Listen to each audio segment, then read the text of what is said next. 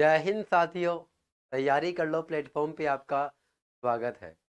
साथियों, हम लोगों ने रसायन विज्ञान की सीरीज शुरू कर रखी थी और आप लोगों को पता होगा और आप लोगों के सहयोग से हम लोगों ने कल अम्ल, क्षार और लवण का पूरा चैप्टर एक ही क्लास में सफलतापूर्वक पूरा कर लिया था। मैंने वहाँ आपको हर प्रकार का लेवल मेंटेन करके दिया था। देखिए साथियों, आज अपन छोटे छोटे कुछ टॉपिक्स पढ़ते हैं जो अपने एग्जाम में ज़्यादा रिपीट होते हैं बार बार। देखो, सबको गुड मॉर्निंग, सबको राम राम, सबको जय माता दी, सबको पाँव लागूं। देखो, सब आप लोगों का संबोधन मुझे स्वीकार है। आप हो तो हम हैं। देखिएगा, अब आप लोग क्या करना, कमेंट के ऊपर फोकस कम करना और आपकी नज़रें केवल बोर्ड पर होनी चाहिए। देखिए साथियों, हम लोगों ने काफ़ी हद तक इस केमिस्ट्री को पूरा कर लिया है। पूरा करने का मतलब अभी बहुत कुछ चैप्टर बाकी है, लेकिन वो बहुत छोटे छोटे टॉपिक्स है। अगर मैं बात करूं इस अपने 1.5-2 घंटे की क्लास में, 1.5-2 घंटे की क्लास में अपन बहुत कुछ सीख लेंगे। जैसे मेरे पास जो आज नया टॉपिक है उसका नाम है अक्रिय।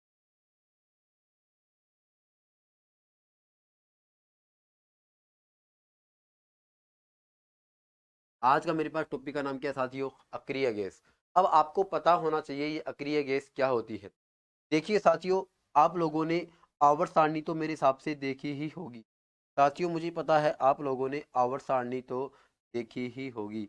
अगर मैं बात करूं आवर्त सारणी की, तो आप कुछ इस प्रकार से एक आवर्त सारणी देखते हो।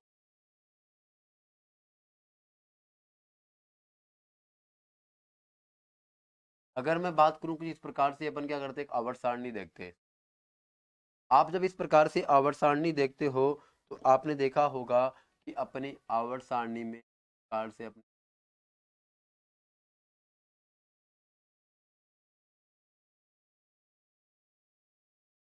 मतलब कहने का मतलब इस प्रकार से अपने पास बहुत सारी होती है।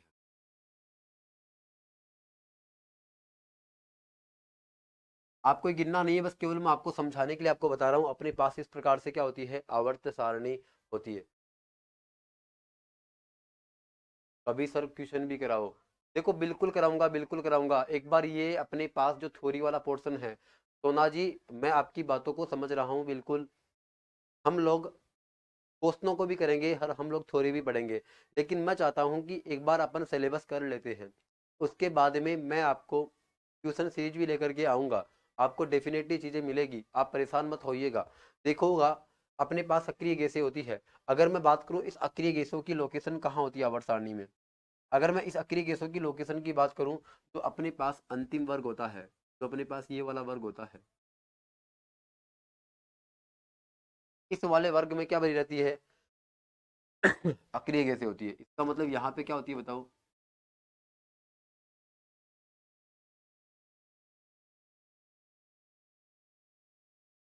अक्रिय गैसें होती है। यहाँ पर क्या होती है बताओ? अक्रिय गैसें होती है। अब आपको पता होना चाहिए कि अक्रिय गैसें कौन कौन सी होती है। देखिएगा, पहले मैं आपको ये बताता हूँ कि अक्रिय गैसों को अपन और किस किस नाम से जानते हैं। इसका मतलब इसका अपने पास अन्य नाम क्या है। अगर मैं बात करूं इसके अन्य नाम की, अपने पास इसके अन्य नाम क्या है? अगर मैं बात करूं, इसको अपन क्या बोलते हैं? Noble gas. इन्हीं अक्रिय गैसों को अपन क्या बोलते हैं? Noble gas. इन्हीं को अपन क्या बोलते हैं बताओ? आदर्श गैस। इन्हीं को अपन क्या बोलते हैं? आदर्श गैस। अगर मैं बात करूं, इन्हीं को अपन क्या बोलते हैं?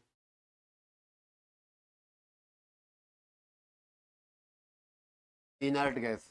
इन्हीं को अपन क्या बोलते हैं साथियों? Inert gas. अगर मैं बात करूं, इन्हीं को अपन और क्या बोलते हैं? इन्हीं गैसों को अपन क्या बोलते हैं?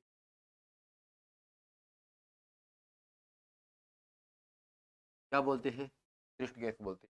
कहने का मतलब इसके बहुत सारे नाम होते हैं अपने पास। अक्रिय गैस, नोबल गैस, आदर्श गैस, इनर्ट गैस, उत्कृष्ट गैस। अपने पास इस प्रकार से ये गैसों के नाम होते हैं।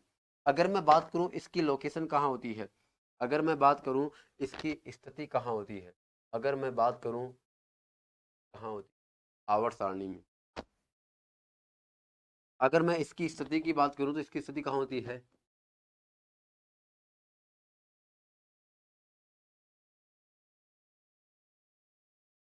आवर्त सारणी का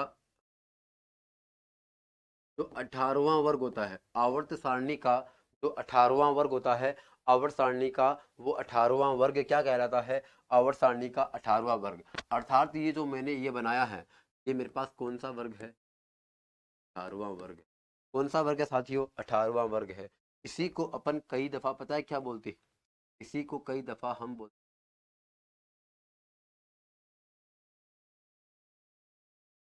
0वां वर्ग। का मतलब इसकी लोकेशन की बात करूं, आवर्त सारणी के अंदर ये अक्रिय गेसें कहाँ होती है? ये आवर्त सारणी में सबसे लास्ट लास्ट में यहाँ इसकी लोकेशन होती है। तो आपको पता होना चाहिए ये अक्रिय गेसें क्या होती है। अब एक बार गौर करना, यहाँ पे नाम क्या लिखा हुआ है? अक्रिय। देखो अ का मतलब क्या होता है? ये अ का मतलब होता है, ये अ होता है जो किसी भी शब्द का क्या करता है? विरोध करता है। ये हमेशा पीछे वाले शब्द का क्या करता है? विरोध करता है। इसका मतलब अ प्लस क्रिय। इसका मतलब ऐसी गैस जो कभी भी क्रिया नहीं करती क्या कहलाती है? अक्रिय गैसें कहलाती है। मतलब अगर मैं पूरी आवर्त सारणी में बात करूं तो अपने पास ऐसी कौन सी गैसें हैं या फिर ऐसे कौन से तत्व हैं जो किसी से भी क्रिया नहीं करते हैं, उसका नाम है अपने पास अक्रिय गैसें। इसका मतलब अक्रिय गैसें कभी भी आपस में क्रिया नहीं करती है। अक्रिय गैसें क्या नहीं करती है साथियों? अक्रिय गैसें क्रिया नहीं करती है। अब मैं अगर बात करूं अक्रिय गैसों की, गौर करना, अक्रिय गैसों को अक्रिय क्यों कहा जाता है? अक्रिय गैसों को अक्रिय क्यों कहते हैं? क्योंकि ये किसी से क्रिया नहीं करती है। अगर मैं बात करूं इसकी परिभाषा की,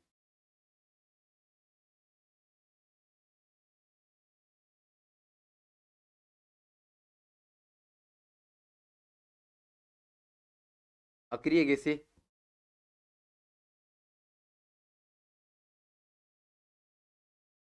किसी अन्य तत्वों के साथ,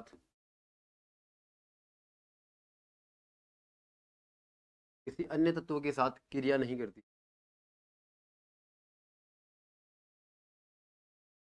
किसी अन्य तत्वों के साथ क्रिया नहीं करती है। अक्रिय गैसें किसी अन्य तत्वों के साथ क्या नहीं करती है? बताओ, क्रिया नहीं करती है, इसीलिए इसको अपन क्या बोलते हैं? अक्रिय गैसें बोलते हैं। अब देखो अपन आगे बढ़ते हैं।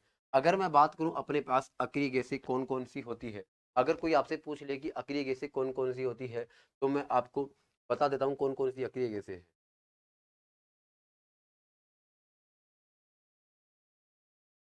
अक्रिय गैसें मेरे पास कौन कौन सी होती है? अगर मैं बात करूं सबसे पहले मेरे पास कौन सी होती है?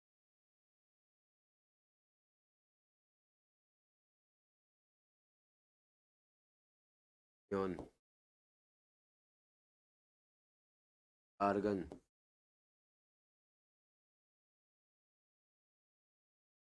Krypton, non,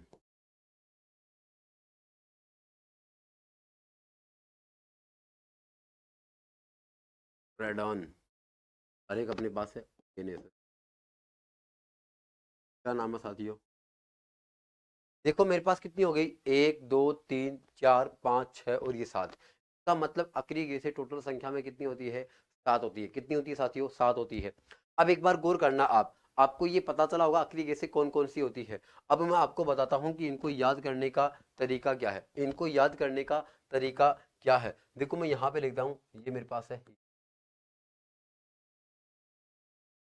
neon, argon, krypton, नॉन, रेडॉन और ऑर्गेनेसन। इसका मतलब ये मेरे पास टोटल कितनी हो गई? सात हो गई। अगर मैं बात करूं इनको याद करने का अपने पास तरीका क्या है, तो इनको याद करने का तरीका मैं बता देता हूं आपको। पहले इसका नाम बता देता हूं। इसका नाम क्या है? इसका नाम मेरे पास क्या है? इसका मेरे पास नाम क्या है? आर्गन। इसका मेरे पास नाम क्या है? टोन। इसका मेरे पास नाम क्या है? इसका मेरे पास नाम क्या है? रेडॉन। इसका मेरे पास नाम क्या है?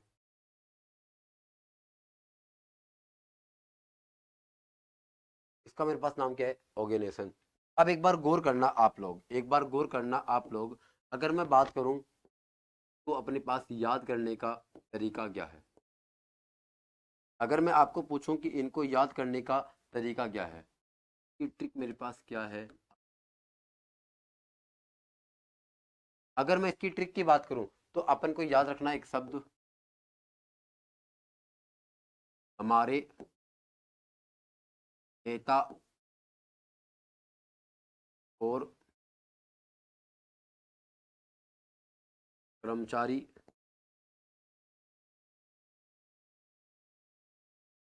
जीवित रहे। ओ माय गॉड, हमारे नेता और कर्मचारी क्या रहे? जीवित रहे। हमारे नेता और कर्मचारी क्या रहे? जीवित रहे। ओ माय गॉड, इसका मतलब ये मेरे पास क्या है? इनको याद करने का तरीका है। अब देखो अपने पास अगर मैं बात करूं, मैं आपको एक फॉर्मूला बताता हूं जिसको अपन बोलते हैं मैजिक फॉर्मूला। क्या बोलते हैं साथियों? Magic formula. आपको एक मैजिक फॉर्मूला याद रखना है। 2 8 8 18 18 इस का मतलब है मेरे पास एक मैजिक फॉर्मूला होता है, उसका क्या है मेरे पास?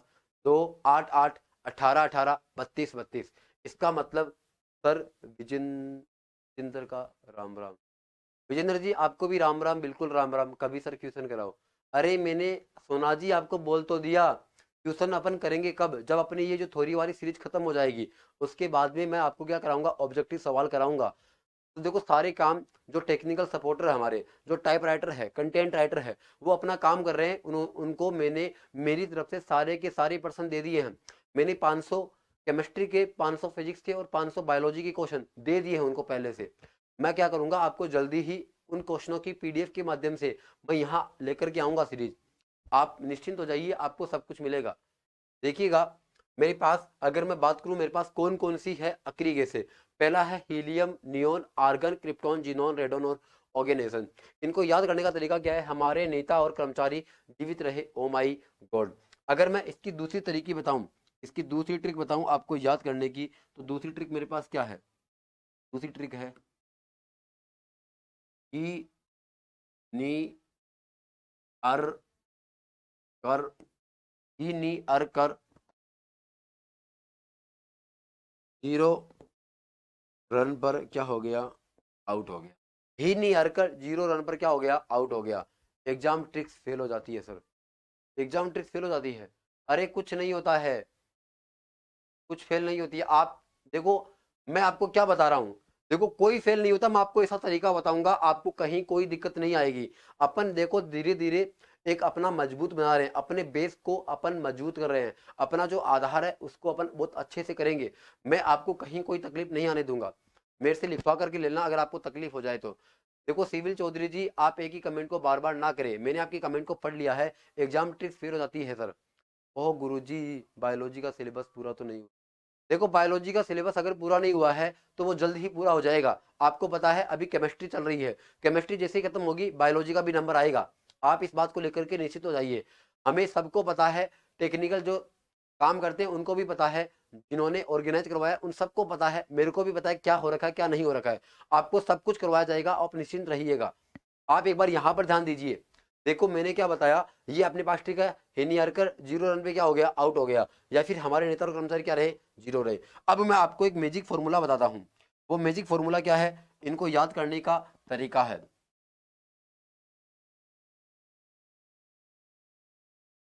देखो अगर मैं बात करूं, हीलियम आवर्त सारणी में कितने नंबर पे आता है? तो हीलियम आवर्त सारणी में 2 नंबर पे आता है, हाइड्रोजन और हीलियम।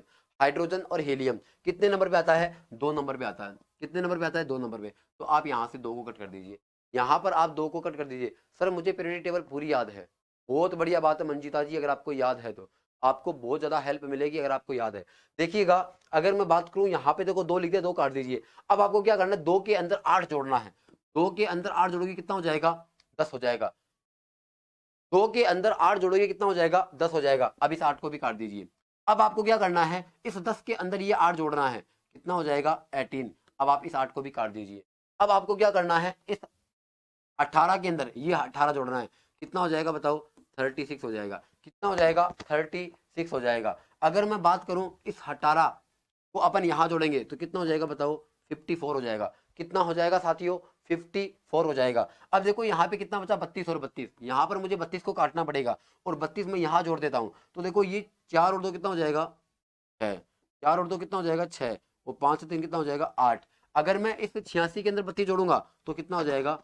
118। अब देखो कितना आसान है, अब देखो कितना आसान है इनके परमाणु क्रमांक को याद करना। इनके परमाणु क्रमांक को याद करना कितना आसान है। अगर आपको हीलियम का परमाणु क्रमांक याद है, अगर आपको हीलियम का परमाणु क्रमांक याद है तो आप कोई भी निकाल सकते हो, आपको कहीं कोई दिक्कत नहीं आएगी।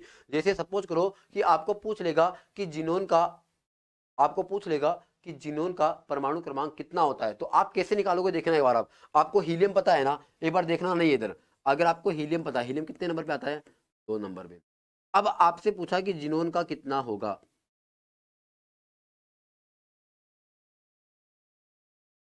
आपसे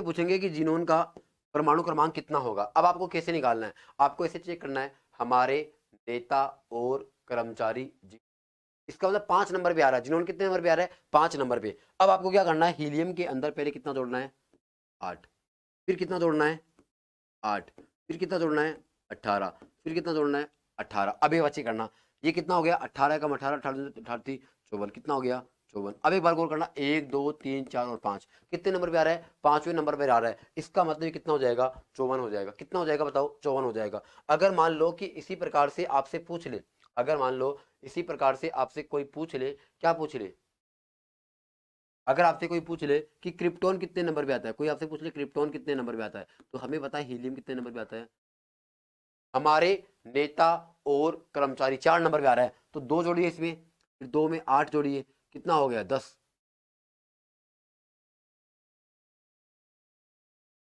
2 में आप 8 जोड़िए, कितना हो जाएगा, 10। 10 में 8 जोड़िए, कितना हो जाएगा, 18। 18 में आप कितना जोड़िए, 18, कितना हो गया, 36। इसका मतलब क्रिप्टोन का कितना हो जाएगा, 36 हो जाएगा। इसका मतलब आप आराम से इसको निकाल सकते हो, आपको कोई तकलीफ नहीं होगी। समझ गए आप। अब देखो एक बार मैं आपके कमेंट पढ़ लेता हूँ। चलो, ये लिखा गया कि सर मुझे पीरियोडिक टेबल पूरी याद है। मंजिता जी बहुत बढ़िया बात है, अगर आपको याद है तो मैं भी ये कह सकता हूँ कि आपको डेफिनेटली यहाँ से कुछ नया ही सीखने को मिला होगा। आपने नई चीजें सीखी होगी, आपको ये पहले ये चीजें पता नहीं होगी कि कैसे चीजें निकलती है, और अब आपको याद होगा कि अपन उसको कैसे निकालते हैं। चलिएगा अब अपन आगे बढ़ते हैं। अब देखो मैं बात करता हूँ पीरियोडिक टेबल के अंदर 1 नंबर के हीलियम की। अपने पास सबसे पहले क्या आता है, 1 नंबर पे हीलियम आता है। मैं सबसे पहले बात करता हूँ किसकी,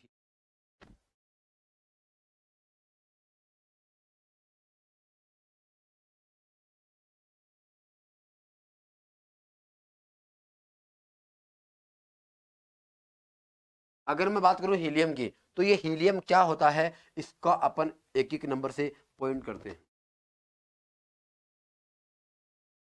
अगर मैं बात करूं हीलियम की, हीलियम क्या होता है, देखो जो हीलियम होता है ना, वो पता है कहाँ पाया जाता है, वो सूरज के अंदर पाया जाता है, सूर्य में पाया जाता है। अब कोई आपसे पूछ ले कि ब्रह्मांड में सबसे ज्यादा कौन सी गैस पाई जाती है, तो आपको बताना है हाइड्रोजन। आपको क्या बताना है, हाइड्रोजन। लेकिन कोई आपसे पूछ ले कि ब्रह्मांड में दूसरे नंबर पर सबसे ज्यादा पाई जाने वाली गैस क्या है, उसका नाम क्या है अपने पास, हीलियम। तो आपको यहां पे लिखना है,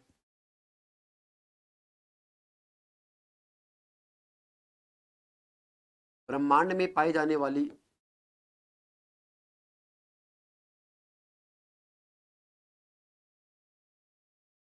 ब्रह्मांड में पाई जाने वाली सेकंड सर्वाधिक गैस,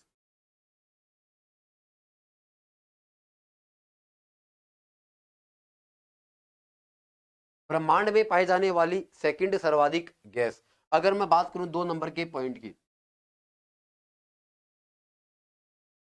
अगर मैं बात करूं 2 नंबर के पॉइंट की, अगर अगर मान लो कि आपसे पूछ ले कि सबसे हल्की गैस कौन सी होती है, आपसे कोई से पूछ ले कि सबसे हल्की गैस कौन सी होती है, चाहे गैसों में पूछे चाहे अक्रिय गैसों में पूछे, तो आपको सबसे हल्की गैस तो बताना हाइड्रोजन को, लेकिन सबसे हल्की अक्रिय गैस कौन सी होती है, हीलियम होती है। तो मैं यहां पे लिख देता हूं,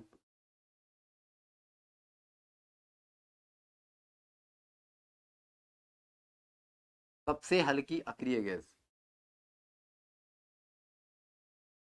ये क्या होती है बताओ, सबसे हल्की अक्रिय गैस होती है। क्या होती है बताओ, सबसे हल्की अक्रिय गैस होती है। अगर मैं आपको आगे लेकर के चलूं, अपने पास और क्या पॉइंट है, तो 3 नंबर का पॉइंट मेरे पास क्या है, 3 नंबर का पॉइंट क्या कहता है, आपने देखा होगा कि जो गोताखोर होते हैं, जो गोताखोर होते हैं जब वो तैरते कहाँ पे, समुद्र में, आपने देखा होगा कि जब अपन जनरली स्विमिंग पूल में तैरने जाते हैं तो हम क्या करते हैं, ज्यादा गहराई में जा नहीं पाते हैं क्योंकि उसकी गहराई होती ही नहीं है। लेकिन जो गोताखोर होते हैं वो समुद्र में जब तैरते हैं तो समुद्र की गहराई बहुत ज्यादा होती है और नीचे जाने पे क्या होती है, ऑक्सीजन की कमी हो जाती है, अपन को बहुत ज्यादा ऑक्सीजन की जरूरत पड़ती है। तो क्या करते हैं जो गोताखोर होते हैं वो अपने पीछे एक सिलेंडर लटका करके जाते हैं, अपने पीछे क्या करते हैं, एक सिलेंडर लटका करके जाते हैं। उस सिलेंडर के अंदर क्या होती है, ऑक्सीजन गैस होती है। ऑक्सीजन गैस के साथ अन्य गैस और मिला जाती है, जिसका नाम क्या होता है, हीलियम होता है। तो मैं यहाँ पे क्या लिखूंगा,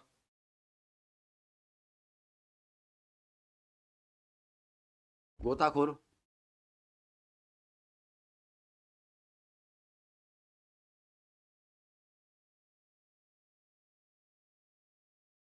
गोताखोर वाले सिलेंडर में, गोताखोर वाले सिलेंडर में, गोताखोर वाले सिलेंडर में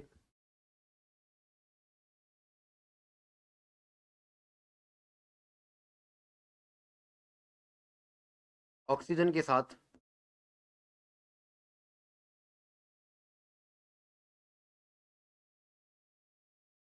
हीलियम गैस मिलाई जाती है।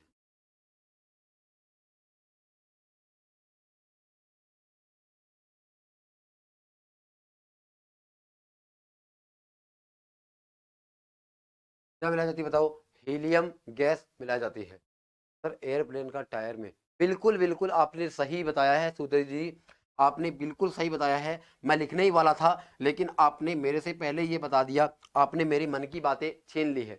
सुधीर जी आपने बिल्कुल सही बताया है। अब एक बार गौर करना, मैं आपको आगे एक पॉइंट और बता देता हूँ, उसके बाद में ये पॉइंट लिखवाऊंगा। देखो आपने देखा होगा कि कई मरीज ऐसे होते हैं जिनको सांस लेने की तकलीफ होती है, कई ऐसे मरीज होते हैं जिनको सांस लेने में क्या होती है, तकलीफ होती है। उस बीमारी को अपन क्या बोलते हैं, अस्थमा बोलते हैं, या फिर अपन क्या बोलते हैं, दमा के रोगी बोलते हैं। जो दमा के रोगी होती है ना, उनको सांस लेने में क्या आती है, तकलीफ आती है। तो मैं यहां पे लिख देता हूं,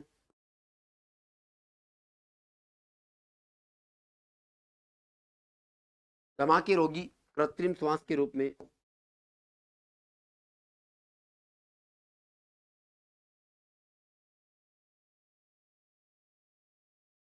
दमा के रोगी कृत्रिम श्वास के रूप में, दमा के रोगी कृत्रिम श्वास के रूप में किसका प्रयोग करते हैं, कृत्रिम श्वास के रूप में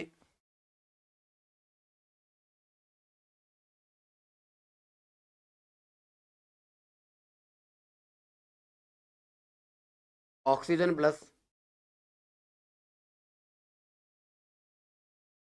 हीलियम गैस का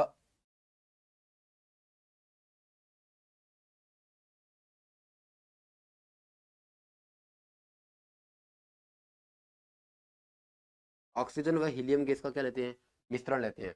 ऑक्सीजन व हीलियम गैस का मिश्रण लेते हैं। अब मैं आपको अगला पॉइंट बता देता हूं, क्या है मेरे पास अगला पॉइंट।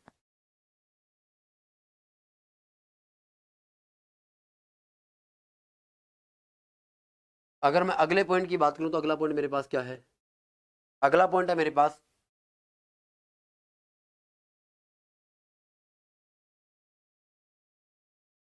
वायुयानों के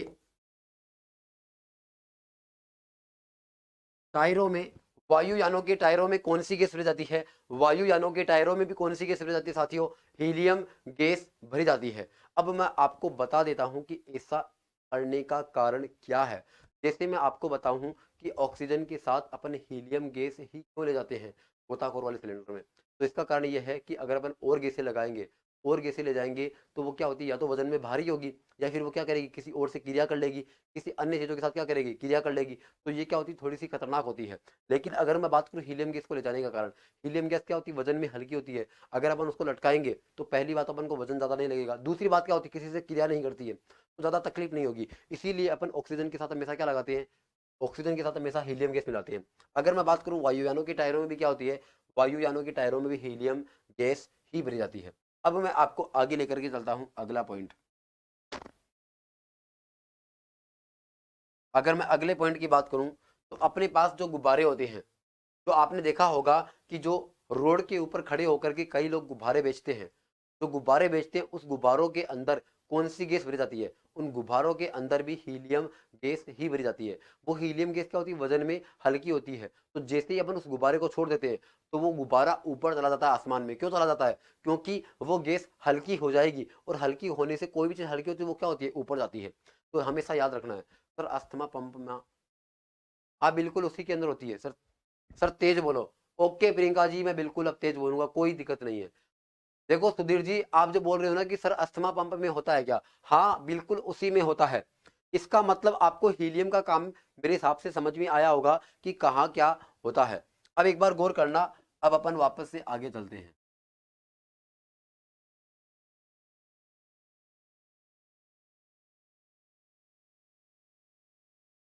अब देखो, सबसे पहले मैंने आपको हीलियम बताया, अब अपन अगली गैस का नाम पढ़ते हैं, का नाम है नियोन। देखो एक पॉइंट और लिखा देता हूं आपको, हीलियम की खोज किसने करी, लोकेयर ने। हीलियम की खोज किसने करी, लोकेयर ने। एक बार मैं,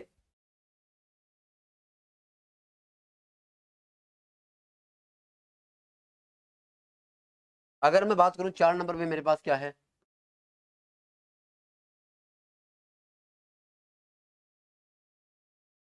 सॉरी 4 नंबर पे नहीं, 2 नंबर पे।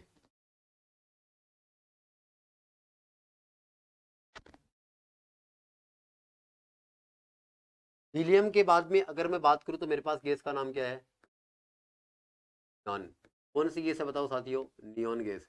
अगर मैं बात करूं नियॉन गैस की, नियॉन गैस की बात अपने पास क्या खास बात है, सर स्पीकर ऊपर करो। ओके मानवी जी, ओके मानवी जी, मैं थोड़ा सा ऊपर कर लेता हूं, लो। अब बिल्कुल सही आएगी आवाज, अब कोई दिक्कत नहीं आएगी। देखो मैं बात करता हूं किसकी, नियॉन की। अगर मैं बात करूं नियॉन की, तो नियॉन गैस मेरे पास क्या होती है, देखो इसका प्रयोग कहां होता है। अगर मैं बात करूं नियॉन गैस का प्रयोग कहां होता है, तो मैं आपको पहले लिखवा देता हूं कहां होता है। देखो आपने देखा होगा कि जब सर्दियों के समय में, जब सर्दियों के समय में कोहरा पड़ता है, जब सर्दियों के समय में कोहरा पड़ता है, तो कोहरे में सामने से कोई जब गाड़ी आती है तो वो दिखाई नहीं देती है, वो दिखाई नहीं देती है। अब उसका कारण क्या होता है, उसका कारण ये होता है कि कोहरे के अंदर लाइट विजिबल नहीं हो पाती है। लेकिन ये जो नियॉन गैस होती है, जब नियॉन गैस का आप लैंप लगाओगे, जब आप नियॉन गैस का लैंप लगाओगे, तो उससे क्या होता है साथियों, उससे क्या होता है, उससे जो कोहरा होता है, उस कोहरे को वो लाइट बेधती हुई आगे की ओर निकल जाती है और अपन को गाड़ी स्पष्ट दिखाई देती है। इसका मतलब नियॉन लैंप से जो प्रकाश निकलता है, वहां पे नियॉन गैस काम में आती है, और वो नियॉन लैंप का प्रकाश होता है, वो कोहरे को भेदता हुआ आगे की ओर बढ़ जाता है और अपन को वस्तुएं आराम से स्पष्ट दिखाई देती है। पहला तो इसका यूज ये हो गया। दूसरा इसका यूज क्या होता है, आपने देखे होंगे कि जब आसमान के अंदर जब वायुयान उड़ते हैं, तो वायुयानों को विभिन्न प्रकार के संकेत देने पड़ते हैं। तो जो संकेत देने होते हैं, जो संकेत वाली लाइट होती है, आपको पता होगा कि जब अपन सड़क पर चलते हैं तो रेड लाइट, ग्रीन लाइट, अपने पास देखी होगी ब्लू लाइट, ये जो लाइटें होती है, ये लाइटें क्या होती है, संकेत लाइटें होती है। उसी प्रकार से वायुयान जो होता है, तो वायुयान के ऊपर भी कुछ संकेतक लाइटें लगा जाती है, तो उससे सामने वाले वायुयान को पता चल जाता है कि यहाँ पे कोई वायुयान आ रहा होगा। इसका मतलब अपन क्या करेंगे, इसके यूज को लिखते हैं पहले। इसका पहला यूज क्या है,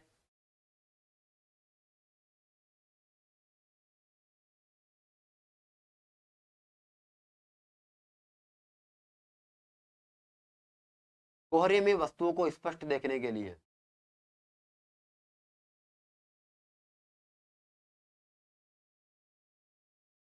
कोहरे में वस्तुओं को स्पष्ट देखने के लिए,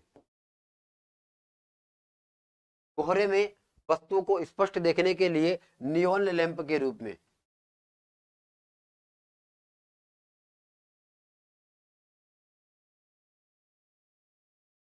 नियॉन लैंप के,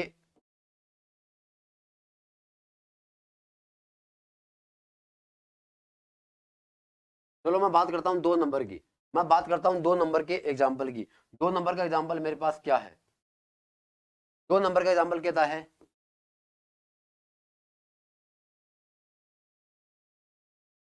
वायुयानों के संकेतों में।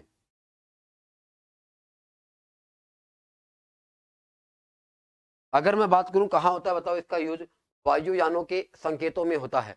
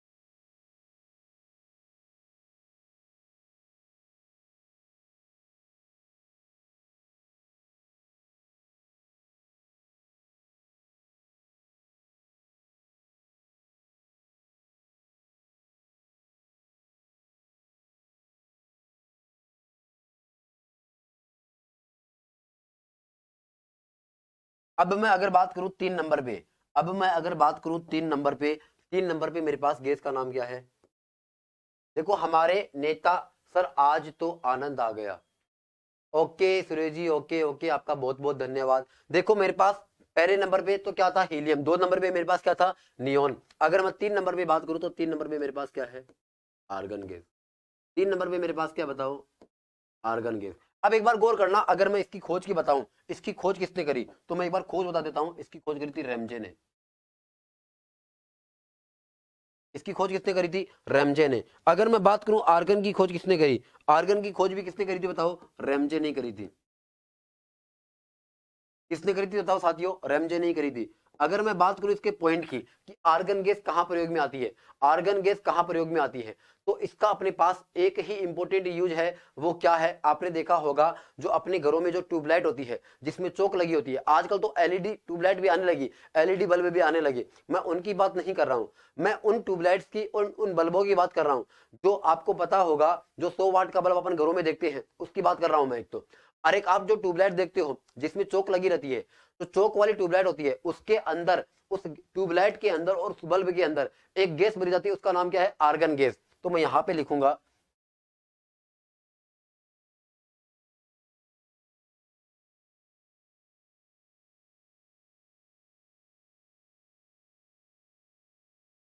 बल्ब एवं ट्यूबलाइट में आर्गन गैस भरी जाती है। क्या भरी जाती है बताओ? आर्गन गैस भरी जाती है। क्या भरी जाती है साथियों? आर्गन गैस भरी जाती है। अगर मैं और पॉइंट की बात करूं इसके, अपने पास और क्या खास पॉइंट है इसका?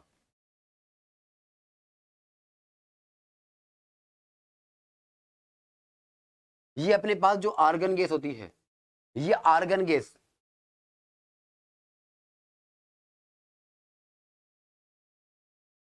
वायुमंडल में सर्वाधिक पाई जाने वाली अक्रिय गैस, वायुमंडल में सर्वाधिक पाई जाने वाली अक्रिय गैस।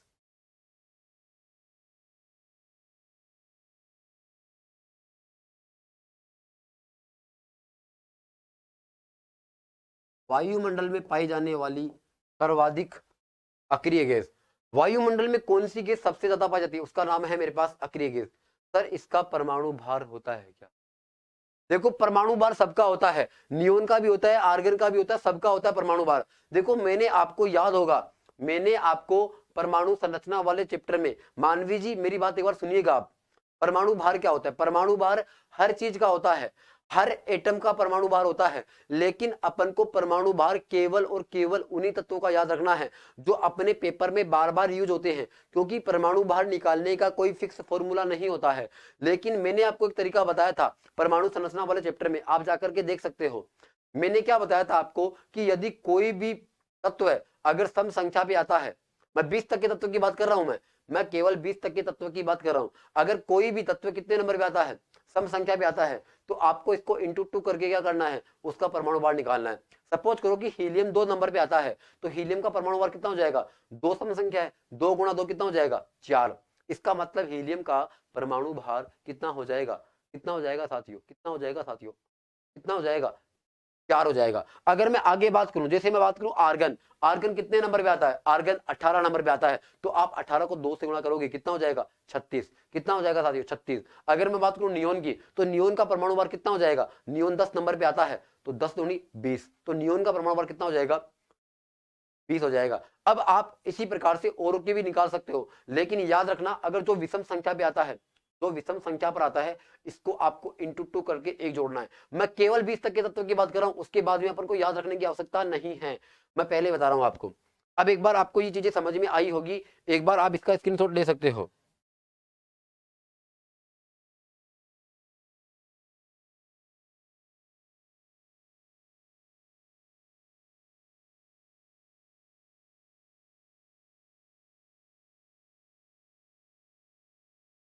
अब देखो, अब अपन आगे चलते हैं। अगर अपन आगे चलेंगे तो अपने पास 3 तो हो गई गैस, 4 नंबर की गैस मेरे पास क्या है?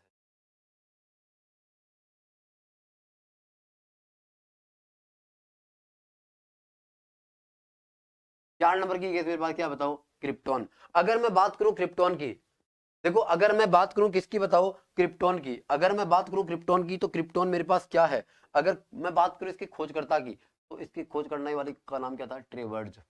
वो था रैमजे और ये क्या है, ट्रेवर्ज। ये रैमजे एंड ट्रेवर्ज ने करी थी। अगर मैं बात करूं इसका खास यूज क्या है, इसका, इस क्रिप्टॉन का, देखो अगर मैं बात करूं क्रिप्टॉन की तो क्रिप्टॉन का खास यूज क्या है।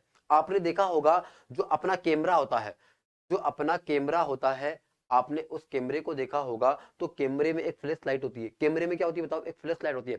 एक बल्ब क्या करता है, फ्लैश करता है ऐसे, बंद होता है और चालू होता है, बंद होता है और चालू होता है, मतलब चसता है और बुझता है, चसता है और बुझता है। आपने देखा होगा, इसका मतलब वो क्या करता है, फ्लैश करता है बार बार। जब फ्लैश करता है तो फ्लैश बल्बों के अंदर कौन सी गैस प्रयोग में ला जाती है, क्रिप्टॉन।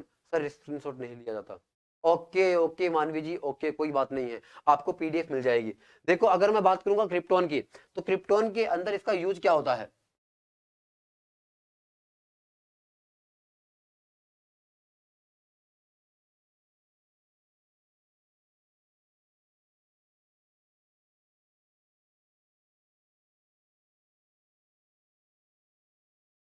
अगर मैं बात करूं क्रिप्टॉन का तो फोटोग्राफिक,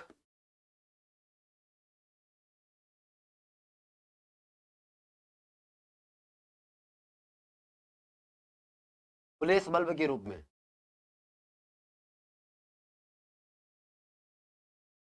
फोटोग्राफिक में फ्लैश बल्ब के रूप में इसका यूज होता है क्रिप्टॉन का। अब अपन को क्रिप्टॉन को ज्यादा पढ़ने की आवश्यकता नहीं है, मैं आपको अगला नाम बताता हूं जिसको नाम है जीनोन। 5 नंबर,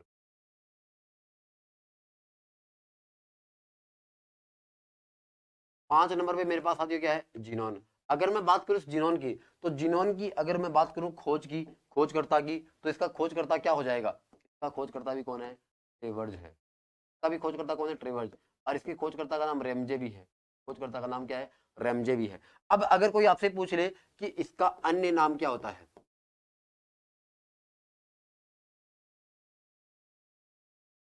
इस जिनोन गैस का अन्य नाम क्या होता है। अगर मैं बात करूं इस जिनोन गैस को अपन क्या बोलते हैं, स्ट्रेंजर गैस भी बोलते हैं, या फिर अपन इसको हिंदी में बात करें तो इसको अपन क्या बोलते हैं, अजनबी गैस भी। क्या बोलते हैं साथियों, इसको अपन बोलते हैं अजनबी गैस। क्या बोलते हैं साथियों, अजनबी गैस भी बोलते हैं। अगर मैं बात करूं जीनोन की तो जीनोन का अन्य नाम क्या है, अजनबी गैस अर्थात स्ट्रेंजर गैस। इसको ऐसा क्यों बोला जाता है, मैंने आपको शुरुआत में बताया था अक्रिय गैसों का काम क्या होता है। अक्रिय गैसों का काम ये होता है कि ये किसी भी गैसों के साथ, किसी भी तत्व के साथ क्रिया नहीं करती है। लेकिन जीनोन एकमात्र ऐसी अक्रिय गैस है, जीनोन एकमात्र ऐसी अक्रिय गैस है जो अपवाद के रूप में है, जो कि अपवाद के रूप में है। वो क्या करती है, ऑक्सीजन और फ्लोरीन के साथ, जिनोन ऑक्सीजन और फ्लोरीन के साथ क्रिया कर लेती है, इसलिए वो क्या हो गया, अपवाद हो गया। इसका मतलब ये गैस क्या हो जाएगी, अजनबी हो जाएगी। तो मैं यहां पे एक पॉइंट और लिखूंगा,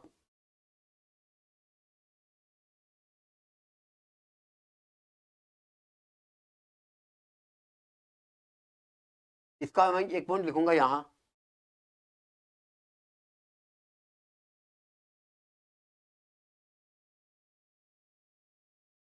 जिनोन गैस। मैं एक पॉइंट लिखता हूं यहां पे, जिनोन गैस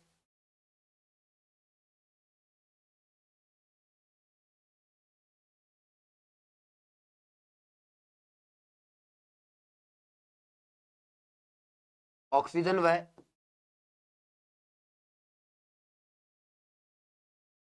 फ्लोरीन के साथ, ऑक्सीजन व फ्लोरीन के साथ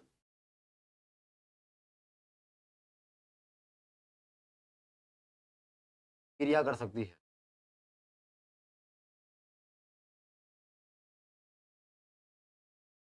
अब आपके पेपर में आएगा कि ऐसी कौन सी अक्रिय गैस है जो यौगिकों का निर्माण करती है, ऐसी कौन सी अक्रिय गैस है जो यौगिकों का निर्माण करती है, आपको क्या बताना है, जिनोन गैस। इसका मतलब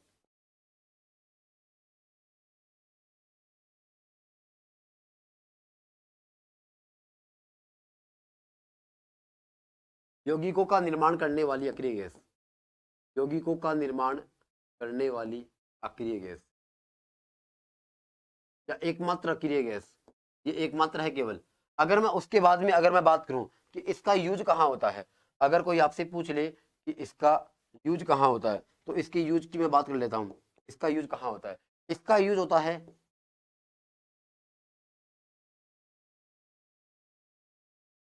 फोटोकॉपी मशीन में, फ्लैश बल्ब के रूप में।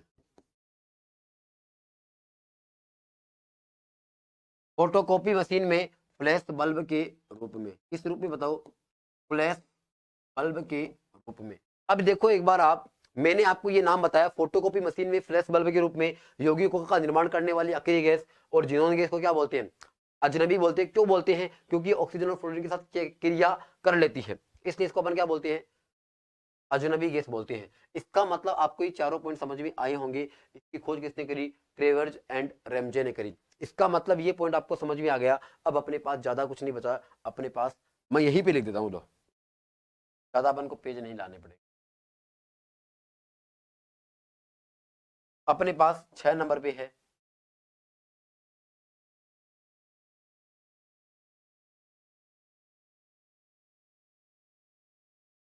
6 नंबर पे है रेडोन। रेडोन का संकेत क्या होता है? Are N. रेडोन का संकेत क्या होता है? Are N. रेडोन का संकेत क्या होता है बताओ? R N. अब एक बार गौर करना आप, अगर ये मैं बात करूं इस रेडोन की, तो रेडोन अपने पास क्या है? इसकी खास बात क्या है? इसकी खोज किसने करी? इसकी खोज करी थी डॉन ने। इसकी खोज किसने करी? डोर्न नामक व्यक्ति। किसने करी बताओ? डोर्न नामक व्यक्ति ने। देखो ये रेडोन है और ये डोर्न है, तो आप आराम से इसकी खोजकर्ता का नाम याद रख पाओगे। अगर मैं बात करूं इसकी खास बात क्या है,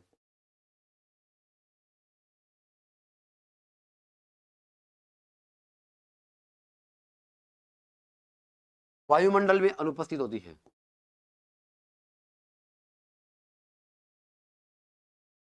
वायुमंडल में क्या होती है बताओ? अनुपस्थित होती है। या फिर क्या होता है? सबसे कम होती है। अभी क्या होती है बताओ? सबसे कम होती है। अब इसकी खास बात क्या है इसका ऐसा होने का? ये जो रेडोन गैस होती है ना, ये रेडोन गैस अक्रिय गैसों की सबसे ज्यादा भारी गैस होती है। अक्रिय गैस रेडोन गैसों में क्या होती है? सबसे भारी गैस होती है। और वो क्या होती है? वायु के अंदर घुल मिल नहीं सकती, क्योंकि वजन में भारी होने के कारण वो नीचे बैठ जाती है। इसका मतलब वो पृथ्वी के ऊपर ही रह जाती है, ऊपर जा नहीं पाती है। इसका मतलब ये हुआ अपने पास, ये जो अपने पास रेडोन गैस है, ये अपने पास जो रेडोन गैस है, वो रेडोन गैस क्या है?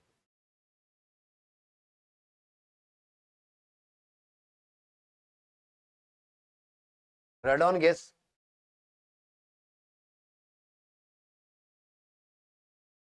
सबसे भारी अक्रिय गैस है।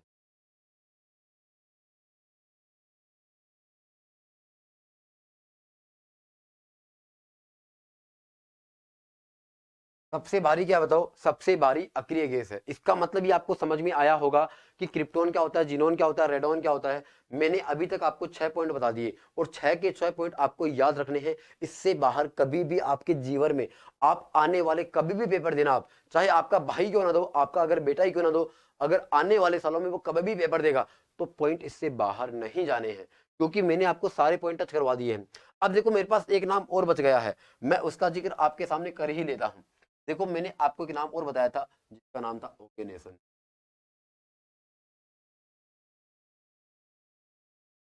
क्या नाम था बताओ? ओगेनेसन। कितने नंबर पे आता है? 118वें नंबर पे। देखो इसकी खास बात क्या है? ये जो तत्व है ओगेनेसन, इसकी खोज अभी नई नई हुई है। इसकी नई नई खोज अभी हुई है, और इसके बारे में अभी रिसर्च चल रही है कि इसके गुण क्या होते हैं, कहाँ पाई जाती है, कैसे इसका प्रकृति होती है, कितनी मात्रा में पाई जाती है, वायुमंडल में कितनी पाई जाती है। मतलब इसके ऊपर अभी रिसर्च चल रहा है, ज्यादा इसके बारे में अपन को पता नहीं है, तो अपन को यहाँ पर ज्यादा कुछ इसका रिसर्च करना भी नहीं है। अब एक बार मुझे कंफर्म करके बता दीजिए कि हम लोगों ने ये जो अक्रिय गैसें पढ़ी है, ये आपको समझ तो आ गई है ना? फिर मैं आपको अगले टॉपिक की होकर लेकर चलूंगा, उसके बाद अपन अगला टॉपिक पढ़ेंगे जल्दी ही। एक बार कंफर्म कर दीजिए आप लोग।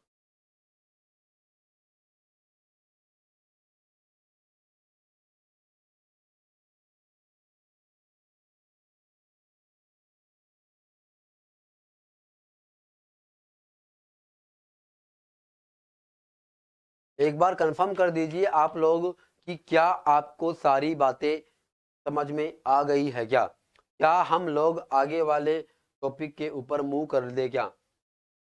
जल्दी से एक बार आप लोग मुझे कंफर्म करके बता दीजिए।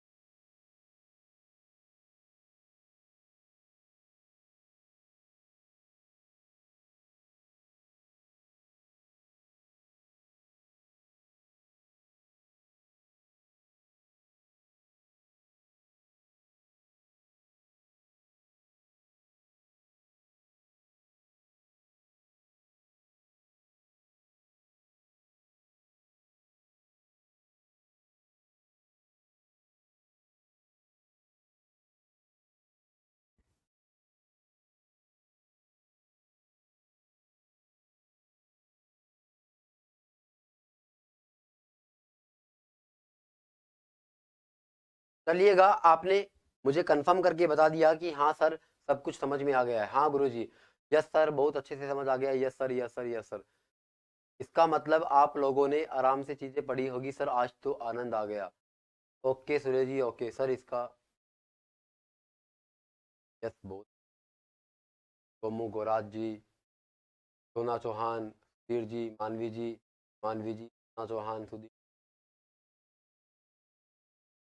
जानी बिश्नोई। ओके ओके, इसका मतलब आप सब लोगों को समझ में आ गया। अब मैं आपको आगे लेकर के चलता हूँ।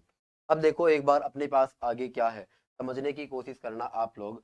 मेरे पास जो अगला टॉपिक है उसका नाम है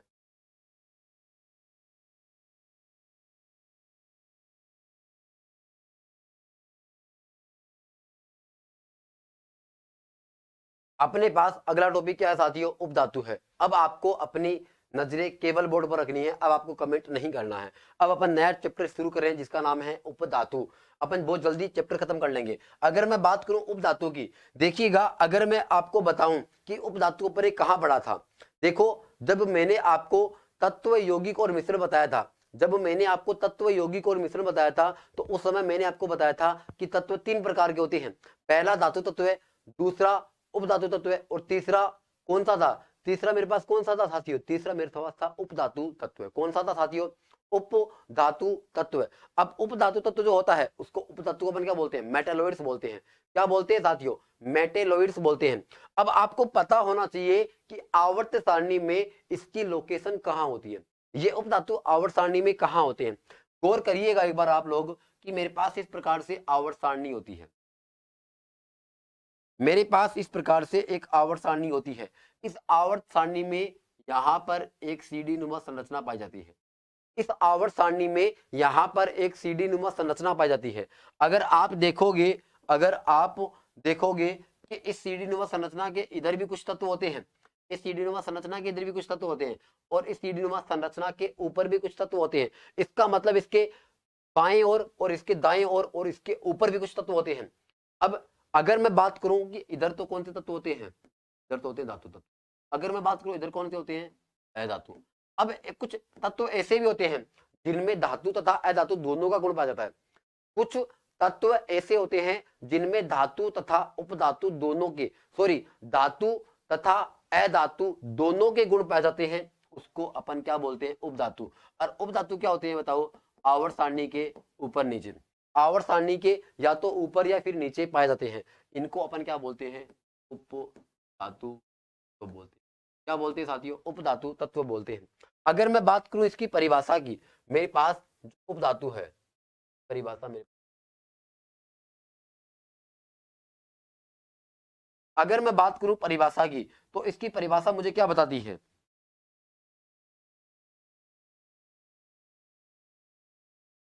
धातु तथा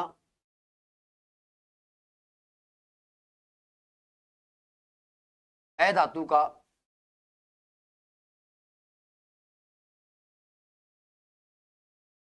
मिश्रित रूप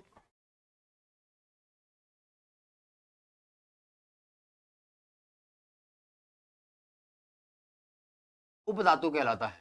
क्या कहलाता है बताओ, उपधातु कहलाता है। क्या कहलाएगा साथियों, उपधातु कहलाएगा। धातु तथा उपधातु का मिश्रित रूप क्या कहलाएगा, उपधातु कहलाएगा। धातु तथा अधातु का मिश्रित रूप क्या कहलाएगा, उपधातु कहलाएगा। इसका मतलब उपधातु अपन किसको कहेंगे, जिसमें धातु का भी गुण हो और अधातु का भी गुण हो, क्या कहलाएगा, उपधातु कहलाएगा। ये आपको समझ में आ गया। अगर मैं बात करूं इसकी स्थिति की, अगर मैं बात करूं इसकी स्थिति की कि उपधातुएं कहाँ होती है आवर्त सारणी, अगर मैं बात करूं इसकी स्थिति की, तो ये आवर्त सारणी में कहां होती है।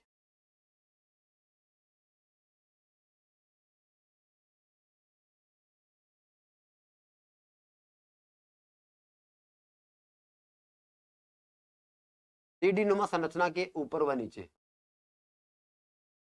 सीढ़ी नुमा संरचना के ऊपर व नीचे कौन से तत्व पाए जाते हैं, सीढ़ी नुमा संरचना के ऊपर व नीचे कौन से तत्व पाए जाते हैं, उपधातु तत्व पाए जाते हैं। अगर मैं बात करूं कि ये तत्व संख्या में कितने होते हैं, अगर मैं बात करूं कि ये तत्व संख्या में कितने होते हैं, अगर मैं बात करूं कि ये उपधातु तत्व संख्या में कितने होते हैं, आपको भी पता होना चाहिए कि उपधातु तत्व संख्या में कितने कितने होते हैं साथियों? 7 होते हैं। अब मैं आपको याद करने का तरीका बताता हूं कि वो अपने पास कौन कौन से हैं। मैं आपको एक लाइन लिखवा देता हूं, उस लाइन से आपको पूरी कहानी समझ आ जाएगी। मेरे पास एक याद करने का तरीका है, बोले शिव जी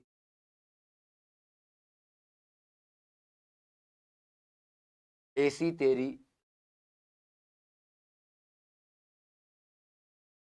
सब पोल खुली।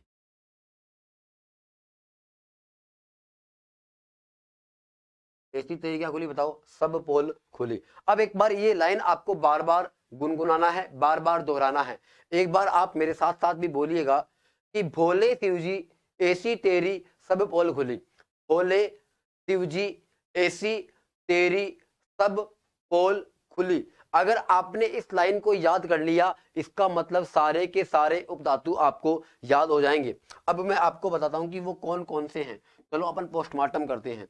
देखो, बोले से तो क्या हो जाएगा?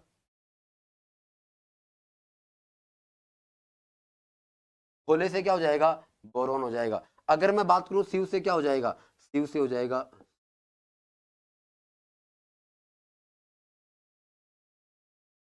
क्या हो जाएगा? सिलिकॉन। अगर मैं बात करूं उसके बाद जी से, मेरे पास क्या हो जाएगा?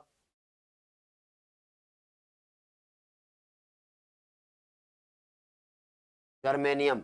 अगर मैं बात करूं यहां पर एसी से, क्या हो जाएगा?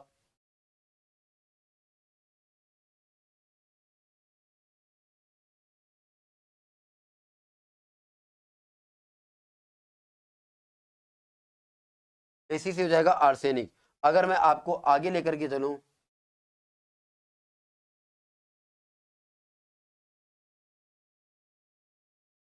तेरी से क्या हो जाएगा? टेल्यूरियम। देखो ये जो सब है, सब से क्या हो जाएगा? एंटीमनी। ऐसा क्यों? क्योंकि इसका संकेत क्या होता है? एस बी होता है। इसका संकेत क्या होता है? एस बी होता है। अगर मैं बात करूं पोल से, क्या हो जाएगा? पोल से क्या हो जाएगा? बताओ। पोलोनियम हो जाएगा। इसका मतलब आपने देखा होगा कि ये मेरे पास टोटल कितनी उपधातु होती है संख्या में? 7 होती है। टोटल उपधातु संख्या में कितनी होती है? बताओ। 7 होती है। अगर मैं बात करूं कि मेरे पास पहली कौन सी है? बोरॉन। दूसरी कौन सी है? सिलिकॉन। तीसरी कौन सी है? जर्मेनियम। चौथी कौन सी है? आर्सेनिक। पांचवी कौन सी है? टेल्यूरियम। छठी कौन सी है? एंटीमनी। और सातवीं कौन सी है? पोलोनियम। इसका मतलब टोटल मेरे पास 7 ही उपधातु होती है। और सातों उपधातु आपको पता होगी कौन कौन सी होती है। अब आपको पेपर में अगर कोई पूछ ले, अगर कोई आपसे पेपर में पूछ ले कि पहली उपधातु कौन सी है, तो पहली उपधातु आवर्त सारणी में यही है। ये पहली उपधातु है अपने पास आवर्त सारणी की। अगर कोई आपसे पूछ ले कि मेरे पास अंतिम उपधातु कौन सी है, तो ये मेरे पास कौन सी है? अंतिम उपधातु। अब जो बीच के अंदर है, इसे बीच के क्रम को थोड़ा सा गड़बड़ किया गया है। इसे बीच के क्रम को थोड़ा सा गड़बड़ किया गया है। ये आपको ध्यान नहीं देना है इसके ऊपर। इसके ऊपर आपको ध्यान बिल्कुल भी नहीं देना है। तो ये मेरे पास एक तरीका था आपको बताने का, आपके समझ में आया होगा। राकेश जी आपको बिल्कुल good morning, good morning, good morning. देखो एक बार आप सामने फोकस करिएगा। मैंने देखो आपको बताया उपधातु क्या होती है। उपधातु धातुओं तथा अधातुओं का मिश्रित रूप होती है। फिर मैंने आपको बताया इसकी लोकेशन कहाँ होती है। इसकी लोकेशन होती है सीढ़ी नुमा संरचना के ऊपर व नीचे। फिर मैंने आपको बताया कि संख्या में कितनी होती है? 7 होती है। 1 2 3 4 5 6 और 7। अगर कोई आपसे पूछे कि कौन कौन सी होती है, तो ये लाइन याद रखनी है आपको। ये लाइन याद रखोगे तो ये नाम आपको याद रह जाएंगे। ठीक है। अब एक बार गौर करना, अगर मैं इसके किसकी बात करूं, अगर मैं इसके प्रतीक की बात करूं, बोरोन का प्रतीक क्या होता है? सिलिकॉन का प्रतीक क्या होता है? S I. जर्मेनियम का प्रतीक क्या होता है? जी। आर्सेनिक का संकेत क्या होता है? एस। टेल्यूरियम का संकेत क्या होता है? टीई। एंटीमनी का एस भी लिख दिया। पोलोनियम का क्या होता है? क्या होता है? पीओ होता है। इसका मतलब साथियों आपको ये सारी की सारी चीजें समझ में आ गई होगी कि क्या उपधातु होती है, कितने प्रकार की होती है, क्या उसका काम होता है। अब अपन आगे चलते हैं। अब मैं आपको एक एक करके बताता हूं। अब मैं आपको एक एक करके बताता हूं। मेरे पास एक नंबर पे क्या है?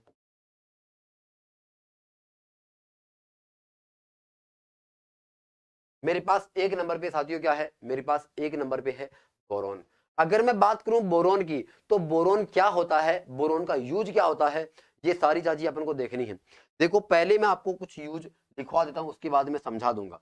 अगर मैं बात करूं इस बोरोन का यूज कहाँ होता है, इस बोरोन का यूज होता है नाभिकीय भट्टी में नियंत्रक छड़ के रूप में।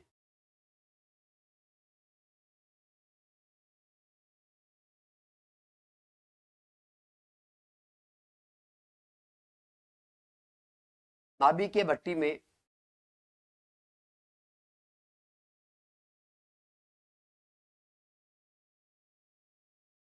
नियंत्रक छड़ के रूप में, नाभिकीय भट्टी में नियंत्रक छड़ के रूप में किसका यूज होता है बताओ, बोरोन का यूज होता है। नाभिकीय भट्टी में नियंत्रक छड़ के रूप में किसका यूज होता है, बोरोन का होता है। अगर आपसे पूछे कि ये क्या होता है, मैं आपको बाद में एक साथ समझाऊंगा इनके पॉइंटों को, एक बार बस केवल आपको नोट करना है, एक बार केवल और केवल आपको क्या करना है साथियों, नोट करना है। 2 नंबर के यूज की बात करूं तो आपको लिखना है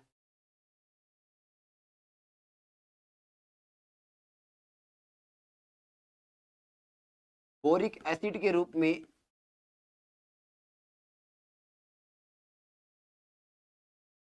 कैरम बोर्ड के पाउडर में,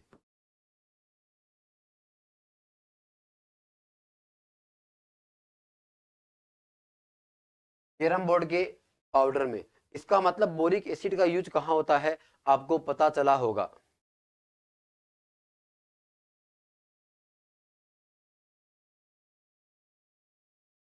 अगर मैं और यूज की बात करूं तो मेरे पास क्या होता है बताओ, अगर मैं और यूज की बात करूं तो मेरे पास यूज हो जाएगा बुलेट प्रूफ जैकेट बनाने में। ये बहुत इंपॉर्टेंट यूज है, बुलेट प्रूफ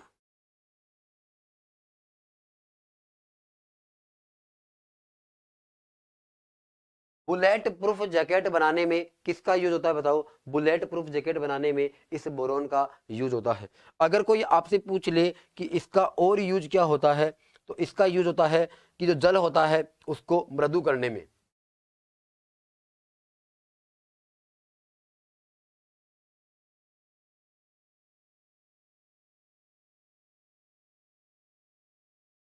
जल के मृदुकरण में बोरेक्स के रूप में,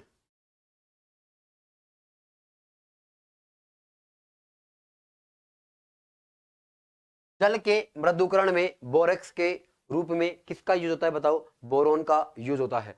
अब मैं आपको बताता हूं इसका मतलब क्या होता है। देखो यहां पे क्या लिखा हुआ है, नियंत्रक छड़ के रूप में किसका यूज होता है बताओ, बोरोन का। अब देखो ये होता क्या है, देखो आपने अक्सर देखा होगा कि जो नाभिकीय भट्टी होती है, जो परमाणु बम होता है, वो किस सिद्धांत पे काम करता है, वो नाभिकीय विखंडन के सिद्धांत पे काम करता है। उसका मतलब उसकी जो नाभिक होती है, परमाणु की जो नाभिक होती है वो बार बार विखंडित होती है, वो बार बार विखंडन करती है, इसका मतलब बार बार टूटती है।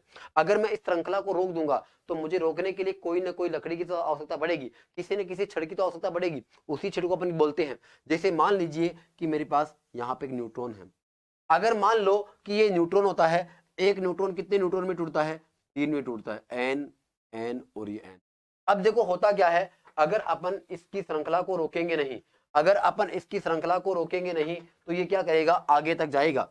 ये क्या करेगा बताओ, आगे तक जाएगा, एन एन और एन। ये भी क्या करेगा बताओ, आगे की ओर जाएगा, इसे एन एन एन। ये भी आगे की ओर जाएगा, एन एन एन। इसका मतलब एक न्यूट्रॉन 3 न्यूट्रॉन में टूटता है। फिर यहां पे देखो, ये एक न्यूट्रॉन 3 में टूटता है, ये भी 3 में और ये भी 3 में। इसका मतलब मैं यूं कह सकता हूं क्या कि एक किस में टूटेगा, 3 न्यूट्रॉन में, 3 किस में टूटेगा, 9 में, 9 किस में टूटेगा, 81 में, सॉरी 9 किस में टूटेगा, 27 में, 27 किस में टूटेगा, 81 में, 81 किस में टूटेगा, 243 में। इसका मतलब ये आगे ऐसे चलता जाएगा, ये आगे श्रृंखला चलती जाएगी और एक टाइम ऐसा आएगा कि बहुत भयंकर विस्फोट हो जाएगा। उसी को अपन क्या बोलते हैं, नाभिकीय विखंडन बोलते हैं। और जो परमाणु बम होता है, वो परमाणु बम नाभिकीय विखंडन के सिद्धांत पर ही कार्य करता है। नाभिकीय विखंडन परमाणु बम नाभिकीय विखंडन के सिद्धांत पर ही कार्य करता है। अगर सपोज करो कि इस श्रृंखला को, ये जो श्रृंखलाएं आगे बढ़ रही है, अगर इस श्रृंखला को किसी न किसी तरीके से रोक दिया जाए, अगर इस श्रृंखला को किसी न किसी तरीके से रोक दिया जाए तो वो परमाणु बम बनने से रुक जाएगा और वो विस्फोट होने से बच जाएगा। अगर अपन इसी को किसी छड़ के द्वारा, मान लेता हूं कि ये मेरे पास एक नियंत्रक छड़ है, और इस नियंत्रक क्षण से मैंने इसको रोक दिया। अब इसका आगे विभाजन नहीं होगा, इसका आगे विखंडन नहीं होगा। और ये जो नियंत्रक क्षण है, ये नियंत्रक क्षण किसकी बनी होती है? बोरॉन की बनी होती है। किसकी बनी होती है? बोरॉन की। मैं और बता देता हूं, ये जो नियंत्रक क्षण होती है, ये कैडमियम की भी किसकी बनी होती है साथियों? कैडमियम की भी बनी होती है। किसकी बनी होती है? कैडमियम की भी बनी होती है। तो ये आपको पॉइंट थोड़ा सा ध्यान में रखना है। आपको मेरे हिसाब से ये बोरॉन समझ में आया होगा।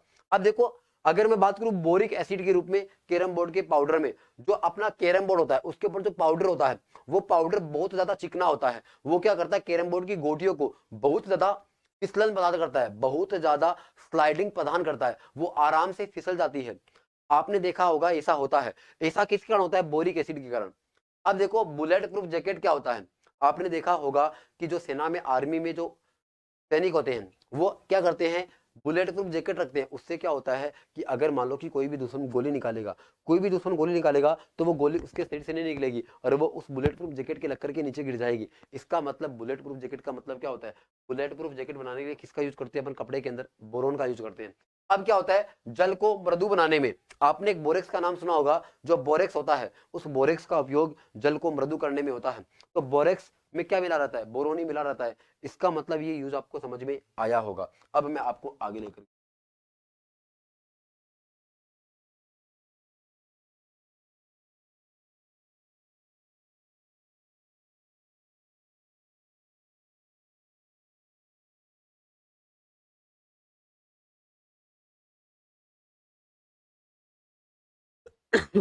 अगर मैं बात करूं 2 नंबर पे मेरे पास क्या है? सिलिकॉन है। अगर मैं सिलिकॉन की बात करूं कि सिलिकॉन का यूज कहां होता है, देखोगा, सबसे पहले मैं आपको एक ऐसा फैक्ट बताता हूं जो आपको याद रखना है।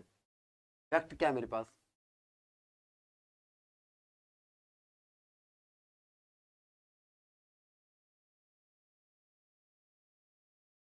पृथ्वी में पाई जाने वाली,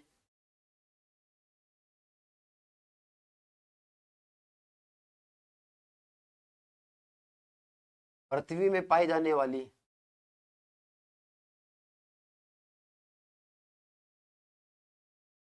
सर्वाधिक उपधातु, पृथ्वी के अंदर सबसे ज्यादा उपधातु कौन सी पाई जाती है? बताओ। पृथ्वी के अंदर सर्वाधिक उपधातु कौन सी पाई जाती है? पृथ्वी में पाए जाने वाली सर्वाधिक उपधातु का नाम मेरे पास क्या है? सिलिकॉन है। और वो कितना परसेंट होती है, वो भी मैं आपको बता ही देता हूँ। ये कितनी होती है बताओ? 27 पॉइंट, सॉरी,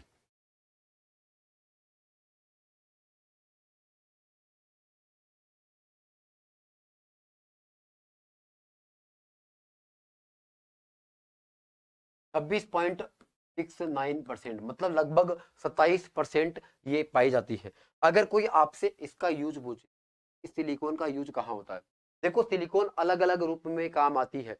आप देखते होंगे जो कांच जो बनता है, वो भी सिलिकॉन से बनता है। जो मिट्टी होती है, उस मिट्टी के अंदर भी सिलिका होता है। तो मैं आपको यहाँ पे बताऊंगा कि मिट्टी के अंदर सिलिका के रूप में,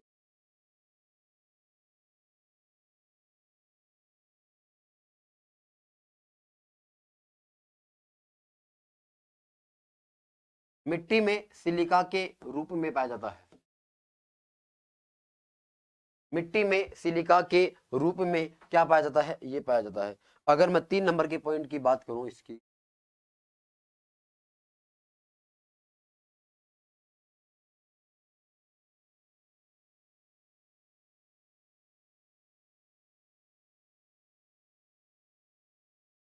इलेक्ट्रॉनिक युक्तियों में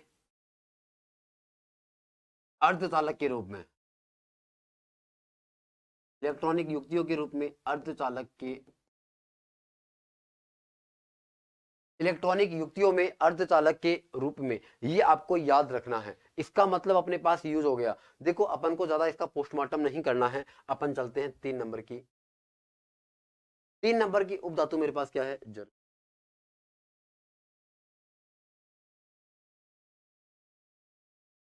क्या नाम है साथियों? जर्मेनियम। अगर मैं जर्मेनियम के उपयोग की बात करूं, तो जर्मेनियम का उपयोग जो मैंने ऊपर लिखाया है, सेम टू सेम वही हो जाएगा, इलेक्ट्रॉनिक युक्तियों में अर्धचालक के रूप,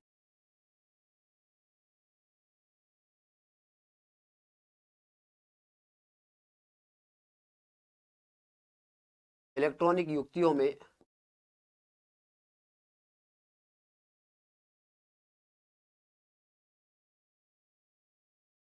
अर्धचालक के इलेक्ट्रॉनिक युक्तियों में अर्धचालक के रूप में किसका यूज होता है बताओ? जर्मेनियम का यूज होता है। आपको ज्यादा इसका पोस्टमार्टम नहीं करना है, बस केवल आपको इतना ही जानना है कि जर्मेनियम का यूज कहां होता है? इलेक्ट्रॉनिक युक्तियों में अर्धचालक के रूप में। अब मैं अगर आपको आगे वाली उपधातु पर ले जाऊं तो आगे वाली उपधातु मेरे पास क्या है? भोले, शिवजी, शिवजी जीते कर लिया अपने। 4 नंबर पे मेरे पास क्या है? आर्सेनिक।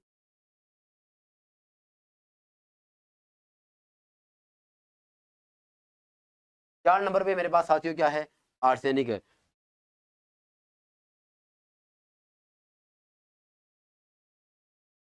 4 नंबर पे मेरे पास साथियों क्या है? आर्सेनिक है। अगर मैं बात करूं आर्सेनिक की, तो ये आर्सेनिक क्या काम आता है, क्या काम नहीं आता है? अगर अपन बात करें इस आर्सेनिक की, देखिएगा एक बार आप, जैसे मैंने आपको सिलिकॉन बताया उसी प्रकार से मैंने आपको जर्मेनियम बताया इलेक्ट्रॉनिक युक्तियों में अर्धचालक के रूप में। अब मैं आपसे बात करता हूं किसकी? आर्सेनिक की। ये आर्सेनिक क्या काम आता है? देखिएगा, आपने देखा होगा कि अपन जब घरों में पानी पीते हैं तो उस घरों के पानी के अंदर उस पानी में आर्सेनिक मिला रहता है। क्या मिला रहता है बताओ? आर्सेनिक मिला रहता है। जब आर्सेनिक के मिले हुए पानी को जब कोई मानव पीता है तो उसकी बॉडी में आर्सेनिक चला जाता है। और आर्सेनिक क्या होता है? जिस प्रकार से फ्लोराइड अपने लिए खराब होता है उसी प्रकार से आर्सेनिक अपनी बॉडी के लिए क्या होता है? खराब होता है। और ये अपनी बॉडी को डैमेज करता है। तो अपनी बॉडी में एक रोग हो जाता है जिसका नाम है आर्सिकोनेसिस। क्या नाम होता है बताओ? आर्सिकोनेसिस। इसका मतलब क्या होता है?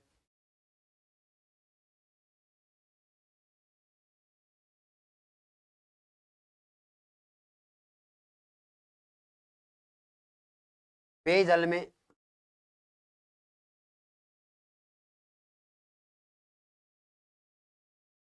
आर्सेनिक मिला होने के कारण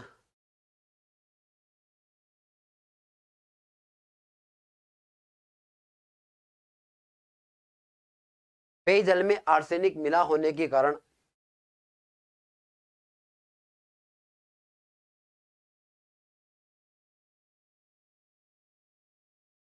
उस जल को पीने से उस जल को पीने से आर्सिकोनेसिस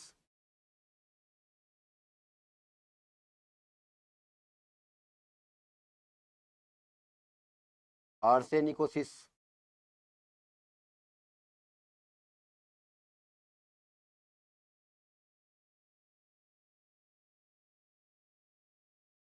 नामक रोग हो जाता है।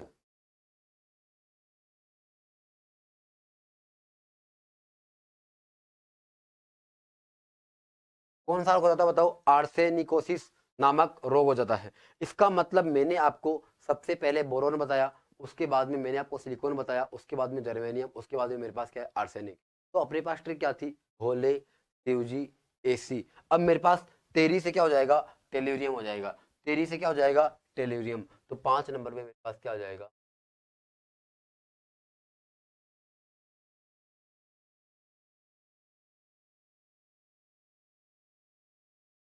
टेल्यूरियम हो जाएगा, मतलब टी। अगर मैं बात करूं टेल्यूरियम की, ये टेल्यूरियम क्या है? अगर मैं बात करूं टेल्यूरियम की तो टेल्यूरियम क्या काम आता है? देखो, टेल्यूरियम 30 का यूज,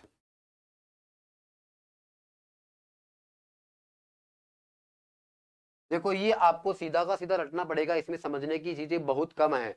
आपको कहीं कुछ समझ में नहीं आएगा, लेकिन अपने सिलेबस का हिस्सा है, हमारे पेपर में चीजें आ सकती है, तो हमें ये पढ़ना पड़ेगा। टेल्यूरियम 30 का उपयोग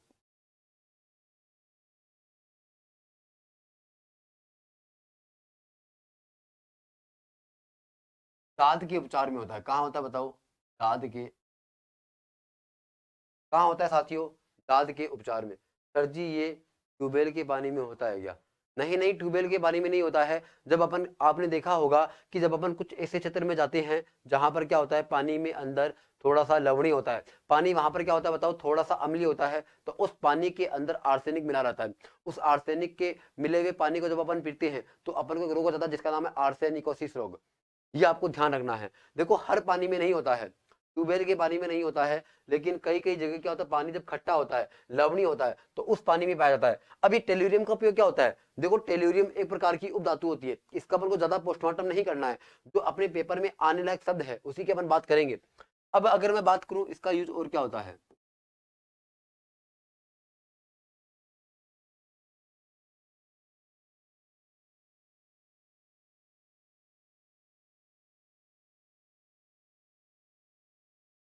इसका यूज होता है मिश्र धातु बनाने में। कहाँ होता है बताओ? मिश्र धातु बनाने में होता है। कहाँ होता है? मिश्र धातु बनाने में। आपने देखा होगा बहुत सारी मिश्र धातु बनती है, जैसे पीतल होता है तांबा प्लस जस्ता, जैसे कांसा होता है, जैसे अपने पास क्या होता है बताओ? ब्रोंज होता है। जिस प्रकार अपने पास क्या होता है बताओ? मूंज धातु होती है, मेटल धातु होती है, गन मेटल होता है, मतलब बहुत सारी धातुएं होती है। उनके अंदर क्या होता है?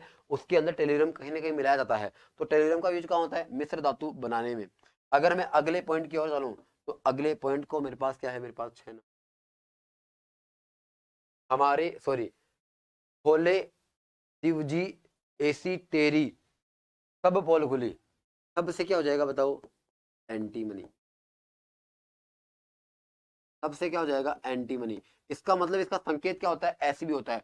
आपको ये याद रखना है, इसका संकेत क्या होता है बताओ? एंटीमनी होता है। इसका संकेत ऐसे भी होता है। अगर मैं बात करूं इसका लैटिन नाम क्या होता है,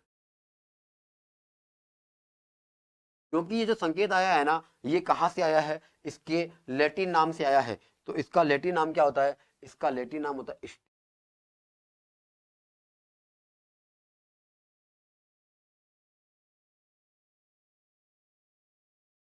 इसका लैटिन नाम साथियों क्या होता है बताओ? स्टिबनम होता है। क्या होता है साथियों? स्टिबनम होता है। अगर मैं बात करूं इसका यूज कहां होता है, इस एंटीमनी का यूज कहां होता है? आपने माचिस का नाम तो सुना ही होगा, आप लोगों ने दिया सलाई का नाम तो सुना ही होगा। जो माचिस की तीलियां होती है, उस तीलियों के ऊपर एक लेपन क्या हो रहता है? एक जहरीला पदार्थ होता है, एक ज्वलनशील पदार्थ होता है। जो ज्वलनशील पदार्थ बना होता है, जो ज्वलनशील पदार्थ बना होता है, वो किसका बना होता है? एंटीमनी ऑक्साइड का बना होता है। किसका बना होता है? एंटीमनी ऑक्साइड का। तो मैं यहां पे लिख देता हूं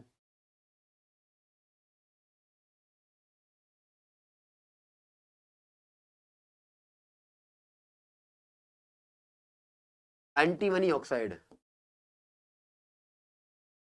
एंटीमनी ऑक्साइड का उपयोग एंटीमनी ऑक्साइड का उपयोग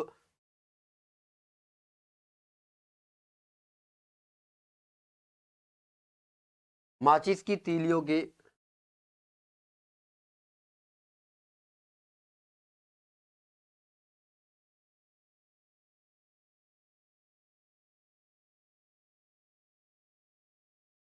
ज्वलनशील पदार्थ बनाने में होता है।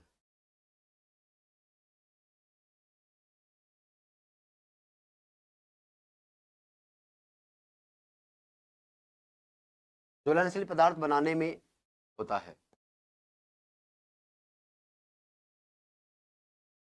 अब एक बार गौर करना, मैंने आपको एंटीमनी का यूज बता दिया क्या होता है। एंटीमनी ऑक्साइड का उपयोग माचिस की तीलियों के ज्वलनशील पदार्थ बनाने में होता है। क्या होता है बताओ?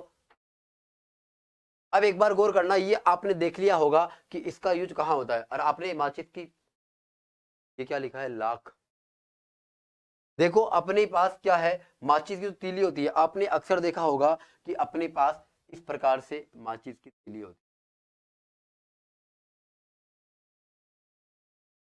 और अपने पास यहां पर क्या होता है बताओ? यहां पर ज्वलनशील पदार्थ होता है।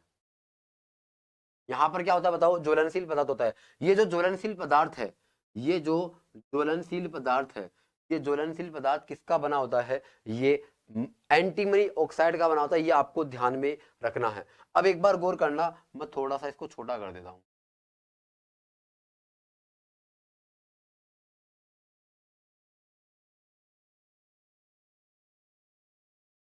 अब अपने पास 7 नंबर पे क्या है?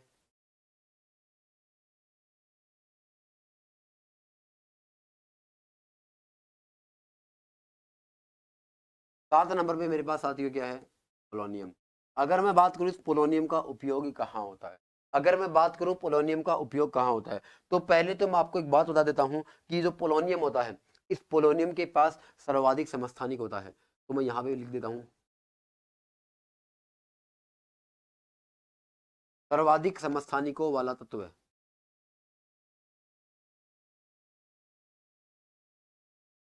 सर्वाधिक समस्थानिकों वाला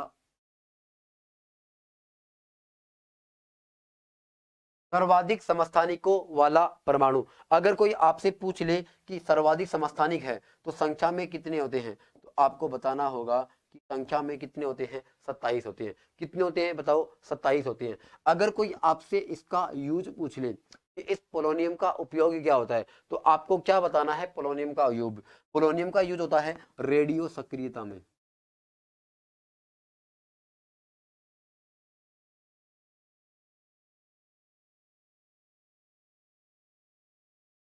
इसका यूज कहाँ होता है साथियों? रेडियो सक्रियता में होता है। अब एक बार आप मुझे बताइए, हम लोगों ने सबसे पहले अक्रिय कैसे पढ़ा और आपको समझ में आई होगी। 2 नंबर पे अपन ने क्या पढ़ ली? पूरी की पूरी उपधातु पढ़ ली। एक बार आप कंफर्म करके बता दीजिए कि क्या आपको चीजें समझ में आ गई। उसके बाद अपन अगला टॉपिक पढ़ेंगे जल्दी ही। एक बार आप जल्दी से कंफर्म करके बता दीजिए, तब तक मैं पानी पी लेता हूँ।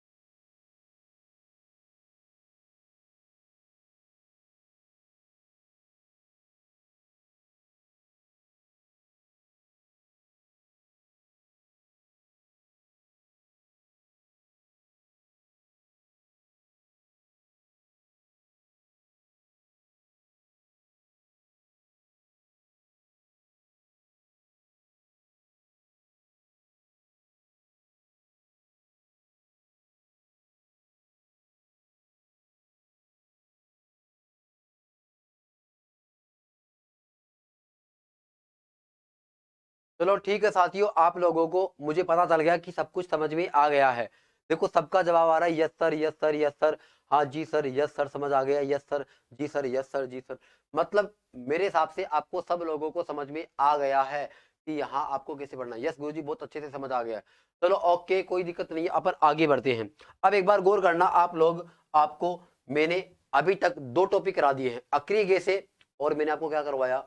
अक्रिय गैसें करवाई दी मैंने आपको, और क्या करवा दी? मैंने आपको अक्रिय गैसें करा दी और उपधातु करवा दी। आप कहो तो एक बार मैं आपका पूरा रिवीजन करा देता हूं, या फिर आप कहो तो मैं आपको नया टॉपिक पढ़ा देता हूं। एक बार आप मुझे कंफर्म करके बता दीजिए जल्दी से कि आप नया टॉपिक पढ़ना चाहोगे या फिर आप,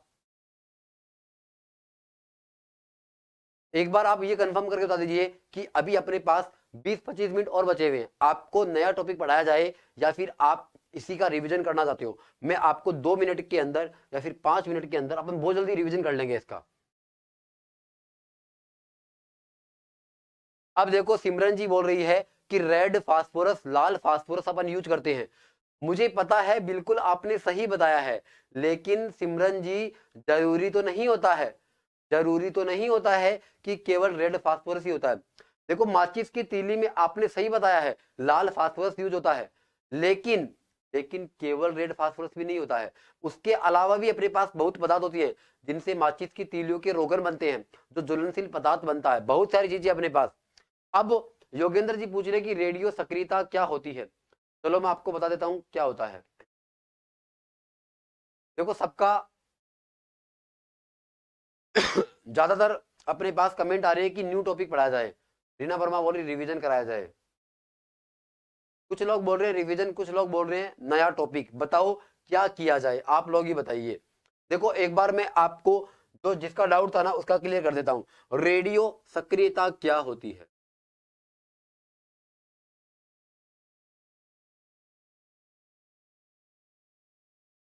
रेडियो सक्रियता क्या होती है? अब मैं आपको बता देता हूं क्या होता है। देखो कुछ तत्व ऐसे होते हैं, कुछ तत्व ऐसे होते हैं जो अपनी ऊर्जा को निरंतर खोते रहते हैं। कुछ तत्व ऐसे होते हैं जो अपनी ऊर्जा को खोते रहते हैं। इसका मतलब ये होता है कि जब आप उस तत्व को कहीं रख दोगे खुले में, तो उसमें से अल्फा, बीटा और गामा किरणें निरंतर निकलती रहती है।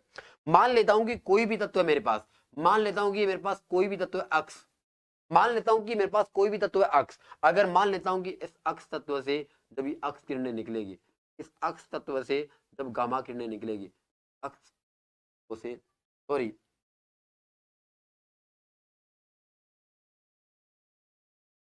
देखो अल्फा किरणें,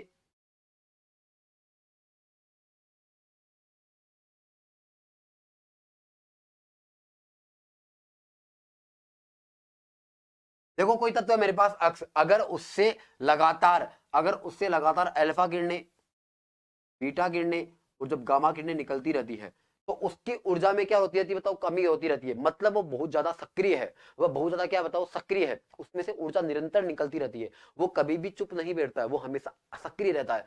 इसका मतलब ऐसे तत्वों को अपन बोलते हैं रेडियो सक्रिय, और जिसमें ये चीजें होती है उनको अपन क्या बोलते हैं, रेडियो सक्रियता बोलते हैं। रिवीजन कर दो सर, रिवीजन रिवाइज करा दो। चलो मैं आपको रिवाइज करा ही देता हूँ। चलिए, अपने पास ज्यादा समय नहीं है, मुश्किल से देखो मैं अगर बात करूँ तो अपने पास 10-15 मिनट बचे हैं। चलो मैं एक बार आपको रिवीजन करा देता हूँ। अगर अपने पास फिर भी समय बच गया तो मैं आपको क्या करवा दूंगा, मैं आपको क्या करवा दूंगा साथियों, मैं आपको नया टॉपिक करा दूंगा। लेकिन एक बार गौर करिएगा, अब मैं आपका रिवीजन करा रहा हूं। देखो साथियों, मैंने आपको देखो रिवीजन कराने का मतलब यह है कि आप सब लोग मेरे साथ साथ बोलोगे। आप जहां भी बैठे हो, अगर मान लो कि आप लाइब्रेरी में बैठ करके पढ़ रहे हो, तो आपको अपने मन में ही मन में मेरे साथ साथ आपको गुनगुनाना है। मैं आपको यहीं पर ही इन चीजों को कंठस्थ करा दूंगा।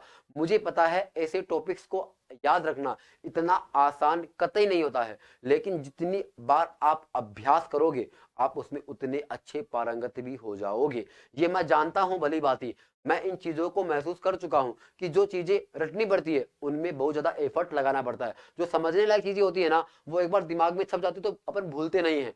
लेकिन जिस चीजों में अपन को रटने का मौका मिले तो वो चीजें हम इनको नई तरीके से सीखने को अब एक बार गौर करना। अब मैं आपका रिवीजन करा देता हूं। रिवीजन करते समय आपको ध्यान रखना है, मेरे साथ साथ चीजों को आप गुनगुनाओगे।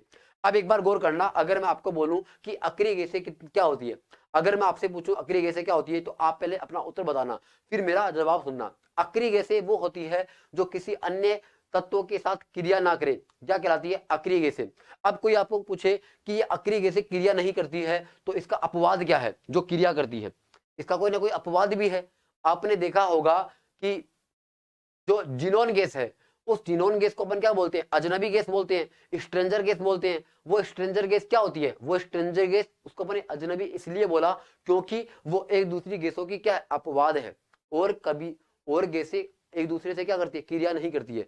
जबकि जिनोन क्या करती है, अन्य गैसों से क्रिया कर लेती है। इसलिए जिनोन गैस को अपन ने क्या कहा है, अजनबी कहा है। क्या कहा है साथियों, अजनबी कहा है, इसको स्ट्रेंजर गैस कहा है। जिनोन गैस क्या करती है, किस किस के साथ क्रिया कर लेती है, जिनोन गैस अधिकतर ऑक्सीजन और फ्लोरीन के साथ ही क्रिया करती है, हर किसी के साथ अपना बॉन्डिंग सेट नहीं करती है। इसका मतलब आपको समझ में आया होगा कि अपने पास क्या होता है बताओ, अपने पास एक तो क्या होती है ऑक्सीजन और एक अपने पास होती है फ्लोरीन। फ्लोरीन के साथ ही अपनी वो क्रियाएं करता है। अगर मैं बात करूं इसके यूज की, तो उसका यूज मैंने आपको क्या बताया था, जो फोटोग्राफी की मशीन होती है, फोटोग्राफी की मशीन में आपने जो फ्लैश बल्ब देखते हो आप, जैसे मान लो आप अपने मशीन को ऊपर करते हैं तो एक लाइट अपन को जलती हुई नजर आती है, वो वापस से बंद हो जाती है लाइट, जैसे अपन उसको बंद करेंगे। इसका मतलब वो जो लाइट होती है वो फ्लैश बल्ब होता है, वो किसका बना होता है, जिनोन का बना होता है। इसका मतलब जिनोन अपना कंप्लीट हो गया। अब आप कोई आपसे पूछे कि जिनोन की खोज किसने करी, तो आप क्या बताओगे, ट्रेवजे ने। किसने करी बताओ, ट्रेवजे ने। चलो अब अपन बात करते हैं किसकी, हीलियम की। अगर कोई आपसे पूछे कि हीलियम आवर्त सारणी में कितने नंबर पे आता है, तो आपको कितना नंबर बताना है, 2 नंबर बताना है। कितना नंबर बताना साथियों, 2 नंबर बताना है। अगर कोई आपसे पूछे कि इसकी खोज किसने करी, तो आपको बताना है खोज किसने करी, लो के यर ने करी। किसने करी साथियों, लोकेयर ने करी। किसने करी साथियों, लोकेयर ने करी। ये आपको याद होना चाहिए। फिर कोई आपसे पूछेगा कि जो गोताखोर होता है, जो गोताखोर होता है वो अपने साथ, जो गोताखोर होता है वो अपने साथ जब एक सिलेंडर लेकर के जाता है, तो उस सिलेंडर के गैस के अंदर कौन कौन से गैसों का मिश्रण होता है, तो उसमें ऑक्सीजन होती है, ऑक्सीजन के साथ क्या होती है, हीलियम होती है। फिर मैंने आपको बताया कि जो दमा के रोगी होते हैं वो अपने पास एक प्रकार का उपकरण रखते हैं नाक के अंदर, वो क्या करते हैं, कृत्रिम श्वास लेते हैं उसके अंदर। तो जो अपने पास जो होता है, अपने पास मैकेनिज्म होता है जो लगाने का, उसके अंदर भी ऑक्सीजन गैस और हीलियम गैस का मिश्रण होता है। 2 पॉइंट समझ में आ गए। अगर मैं हीलियम गैस की बात करूं, तो हीलियम गैस क्या होती है, सबसे हल्की गैस होती है। कौन सी की बात कर रहा हूं, मैं केवल अक्रिय गैसों की बात कर रहा हूं। सबसे हल्की अक्रिय गैस कौन सी होती है, सबसे हल्की अक्रिय गैस क्या होती है, हीलियम होती है। और हीलियम गैस किसी के साथ क्रिया भी नहीं करती है, हीलियम गैस किसी के साथ क्रिया भी नहीं करती है। तो आपको बताना है कि ये आपस में क्रिया नहीं करती है, इसलिए अपन को इसको मिलाते हैं। दूसरी बात, ये वजन में हल्की होती है, और मिलाने का कारण ये भी था क्योंकि अक्रिय गैसें तो और भी थी, तो अपने और क्यों काम में नहीं लिया, क्योंकि हीलियम गैस वजन में हल्की। और हल्की होने के कारण इसको अपन आराम से सिलेंडर में भरेंगे तो हमें वजन भी नहीं लगेगा। अगर मैं किसी और गैस को भरूंगा तो वजन में भारी हो जाएगी और अपन उसको घिस नहीं सकते हैं। इसीलिए आपको याद रखना है हीलियम गैस को सदैव अपन क्या करते हैं, हीलियम गैस को सदैव अपन ऑक्सीजन के साथ मिलाते हैं ताकि वो किसी के साथ क्रिया ना करे और उसका वजन क्या होता है, हल्का होता है। अब देखो आपको मेरे हिसाब से हीलियम गैस के अंदर सारे पॉइंट समझ में आ गए। देखो वायुमंडल में जो गैस सबसे ज्यादा पाई जाती है उसका नाम तो है आर्गन, लेकिन सबसे हल्की अक्रिय गैस कौन सी होती है, सबसे हल्की अक्रिय गैस कौन सी होती है, ब्रह्मांड में दूसरे नंबर पे सबसे ज्यादा पाई जाती है, हीलियम के अलावा हल्की कौन सी है। अगर मैं बात करूं सबसे हल्की गैस, सबसे हल्की गैस है,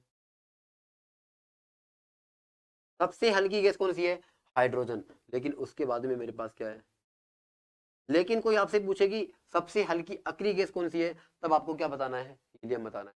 तब आपको क्या बताना है, हीलियम बताना है। इसका मतलब ये आपको समझ में आ गया होगा। अगर मैं आपको बताऊं ये सबसे हल्की, इसीलिए अपन इसको काम में लेते हैं। अब एक बार गौर करना आप, ये मैंने आपको बता दिया, इसके पॉइंट बता दिया, इसको कैसे करें ये भी बता दिया। अब मैंने आपको ये बताया था कि ये जो हीलियम गैस होती है ये ब्रह्मांड में दूसरे नंबर पर पाई जाती है। ये सबसे ज्यादा तो नहीं होती है, लेकिन सबसे ज्यादा क्या होती है, सबसे ज्यादा हाइड्रोजन पाई जाती है। ब्रह्मांड में सबसे ज्यादा कौन सी गैस पाई जाती है, उसका नाम है हाइड्रोजन। लेकिन सबसे ज्यादा के अंदर 2 नंबर पे कौन है, हीलियम। ये आपको याद रखना है। अब मैं बात करता हूँ 2 नंबर पे क्या, नियोन की। 2 नंबर पे मैं बात करता हूँ नियोन की। अगर कोई आपसे पूछे कि नियोन गैस की खोज किसने करी तो आप क्या बताओगे, रैमजे ने करी। किसने बताया हुए, रैमजे ने करी। किसने करी बताओ, रैमजे ने करी। आपको बार बार दोहराना है। देखो ये चीजें आपको बार बार दोहराने से ही याद हो सकती है, इसका और कोई तोड़ नहीं है, इसका कोई और ही तोड़ नहीं है, आपको याद रखना है। हीलियम की खोज किसने करी, लोकेयर ने। किसने करी, लोकेयर ने। 2 नंबर पे नियोन, नियोन की खोज किसने करी, रैमजे ने। अगर मैं बात करूं नियोन गैस का प्रयोग कहाँ होता है, मैंने आपको बताया कि जब अपन कोहरे के अंदर कोई गाड़ी चलाते हैं तो उसमें अपन को गाड़ी का जो लाइट होता है वो दिखता नहीं है। तो गाड़ी के जो लाइट होते हैं, जो बल्ब होते हैं उसके अंदर, उसके अंदर कौन सा बल्ब लगाया जाता है, नियोन बल्ब लगाया जाता है, ताकि अपन को गाड़ी के जो बल्ब है उसका प्रकाश आराम से दिख जाए। तो नियोन बल्ब के रूप में किसका प्रयोग करते हैं, नियोन गैस का प्रयोग करते हैं। अगर मैं 2 नंबर के यूज की बात करूं तो 2 नंबर का यूज क्या बताया था, वायुयानों को संकेत दे, वायुयानों को संकेत देने के लिए किसका यूज करते हैं अपन, नियोन गैस का यूज। एलपीजी गैस क्या है, देखो मानवी जी एलपीजी गैस क्या है ये अपना अगला टॉपिक रहेगा। मैं आपको कल की क्लास में क्या पढ़ाऊंगा, ईंधन पढ़ाऊंगा। क्या पढ़ाऊंगा, ईंधन। और ईंधन में मैं आपको एलपीजी का पोस्टमार्टम करके दिखाऊंगा। अपन बहुत अच्छी तरीके से चीजें समझेंगे एलपीजी क्या होती है। लेकिन एक बार अपने ये इस टॉपिक का हिस्सा नहीं है तो अपन एलपीजी को जिक्र नहीं करते हैं। लेकिन एक बार आपने पूछ ही लिया तो मैं आपको इसकी कुछ बातें बता देता हूँ। ये जो एलपीजी होती है, एलपीजी का पूरा नाम क्या होता है, लिक्विड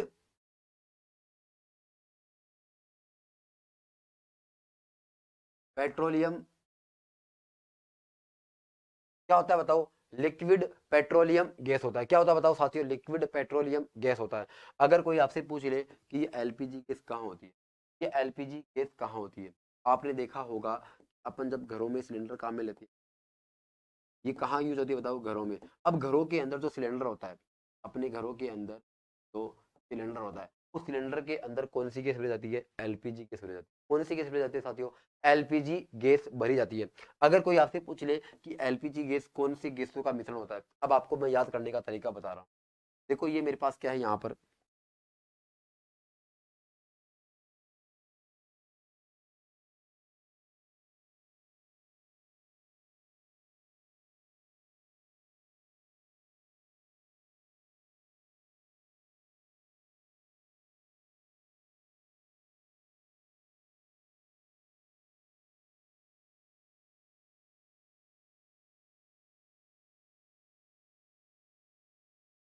अगर मैं बात करूं यहाँ पर, अगर मैं बात करूं यहाँ पर, ये मेरे पास क्या बताओ, ये मेरे पास है सिलेंडर। मेरे पास क्या बताओ, ये सिलेंडर है। अगर आप इस भरे हुए सिलेंडर को उठाओगे, अगर आप इस भरे हुए सिलेंडर को उठाओगे तो क्या होगा, आप जब उठाओगे तो आपकी क्या हाई हो जाएगी, आपकी बीपी हाई हो जाएगी। आपकी क्या हो जाएगी बताओ, बीपी बढ़ जाएगी। जब आप भरे हुए सिलेंडर को उठाओगे तो आपकी बीपी हाई हो जाएगी। जब बीपी हाई हो जाएगी तो आपको याद क्या रखना है, बी से 10, बी से क्या हो जाएगा बताओ 10, और पी से क्या हो जाएगा इसे क्या हो जाएगा बताओ, प्रोपेन हो जाएगा। क्या हो जाएगा बताओ, प्रोपेन हो जाएगा। इसका मतलब इस एलपीजी गैस के अंदर कौन कौन सी गैस होती है, ब्यूटेन होती है और प्रोपेन होती है। अब आप पूछ रहे हो कि एलपीजी गैस ही क्यों बढ़ते हैं इसके अंदर, देखो इसके बारे में अपन चर्चा करेंगे अगली क्लास के अंदर। आपने पूछा कि एलपीजी क्या होती है, मैंने आपको बता दिया, जबकि अपने टॉपिक का हिस्सा नहीं था, आपने टॉपिक से हट करके सवाल पूछा था, मैंने आपको बता दिया। अब अपन क्या करेंगे, आने वाली क्लासों के अंदर इसका जिक्र करेंगे, एलपीजी में स्मेल क्यों आती है। एलपीजी में स्मेल आती है किसके कारण, एथिल मरकैप्टन के कारण। एलपीजी में स्मेल किसके कारण आती है बताओ, एथिल मरकैप्टन के कारण। किसके कारण आती है बताओ, एथिल मरकैप्टन के कारण। किसके कारण आती है बताओ साथियों, एथिल मरकैप्टन के कारण आती है। अब देखो साथियों, अपन क्लास को यहीं पर क्या करते हैं, क्योंकि अगली क्लास आपकी जल्द ही होने वाली है, तब तक अपन को क्या करना है, तो बंद करना पड़ेगा। अब एक बार गौर करना आप, मैंने आपको आज दो टॉपिक बता दिए, एक तो अक्री गैस का टॉपिक और मैंने आपको एक बताया क्या, उपधातु। देखो मैं एक बार आपको दिखा देता हूं, अगर मैं आपको दिखाऊं तो देखो मैंने आज आपको कितना कुछ पढ़ा दिया है। इतनी स्लाइडें तो आज तक नहीं बनाई मैंने। एक बार गौर करना, अपन ने देखो सबसे पहले क्या पढ़ा, अक्री गैसे पढ़ा, तो मैंने सबसे पहले आपको अक्री गैसे बताई, फिर मैंने देखो इसके अगले पॉइंट बताया, देखो फिर मैंने आपको इसमें ट्रिक बताई, आपको याद कैसे करना है वो सब तरीका बताया। फिर मैंने आपको क्या बताया, एक एक करके इसका पोस्टमार्टम किया था, हीलियम क्या होती है। फिर मैंने आपको बताया कि नियोन क्या होती है, आर्गन क्या होती है। फिर मैंने आपको बताया कि क्रिप्टोन, जिनोन, रेडोन ये क्या होती है। फिर मैंने आपको बताया कि अपने पास उपधातु क्या है। मतलब अपन ने आज दो टॉपिक कर लिए हैं, और आप जब कल आओ तो आप इसको दोहरा करके आओगे, ताकि आपका रिवीजन अच्छे से हो जाए। अब अपन आने वाली क्लासों के अंदर ही चीजें पढ़ेंगे। तब तक के लिए मैं अलविदा कहता हूं। आप अपना ध्यान रखना, अपने स्वास्थ्य का ध्यान रखना।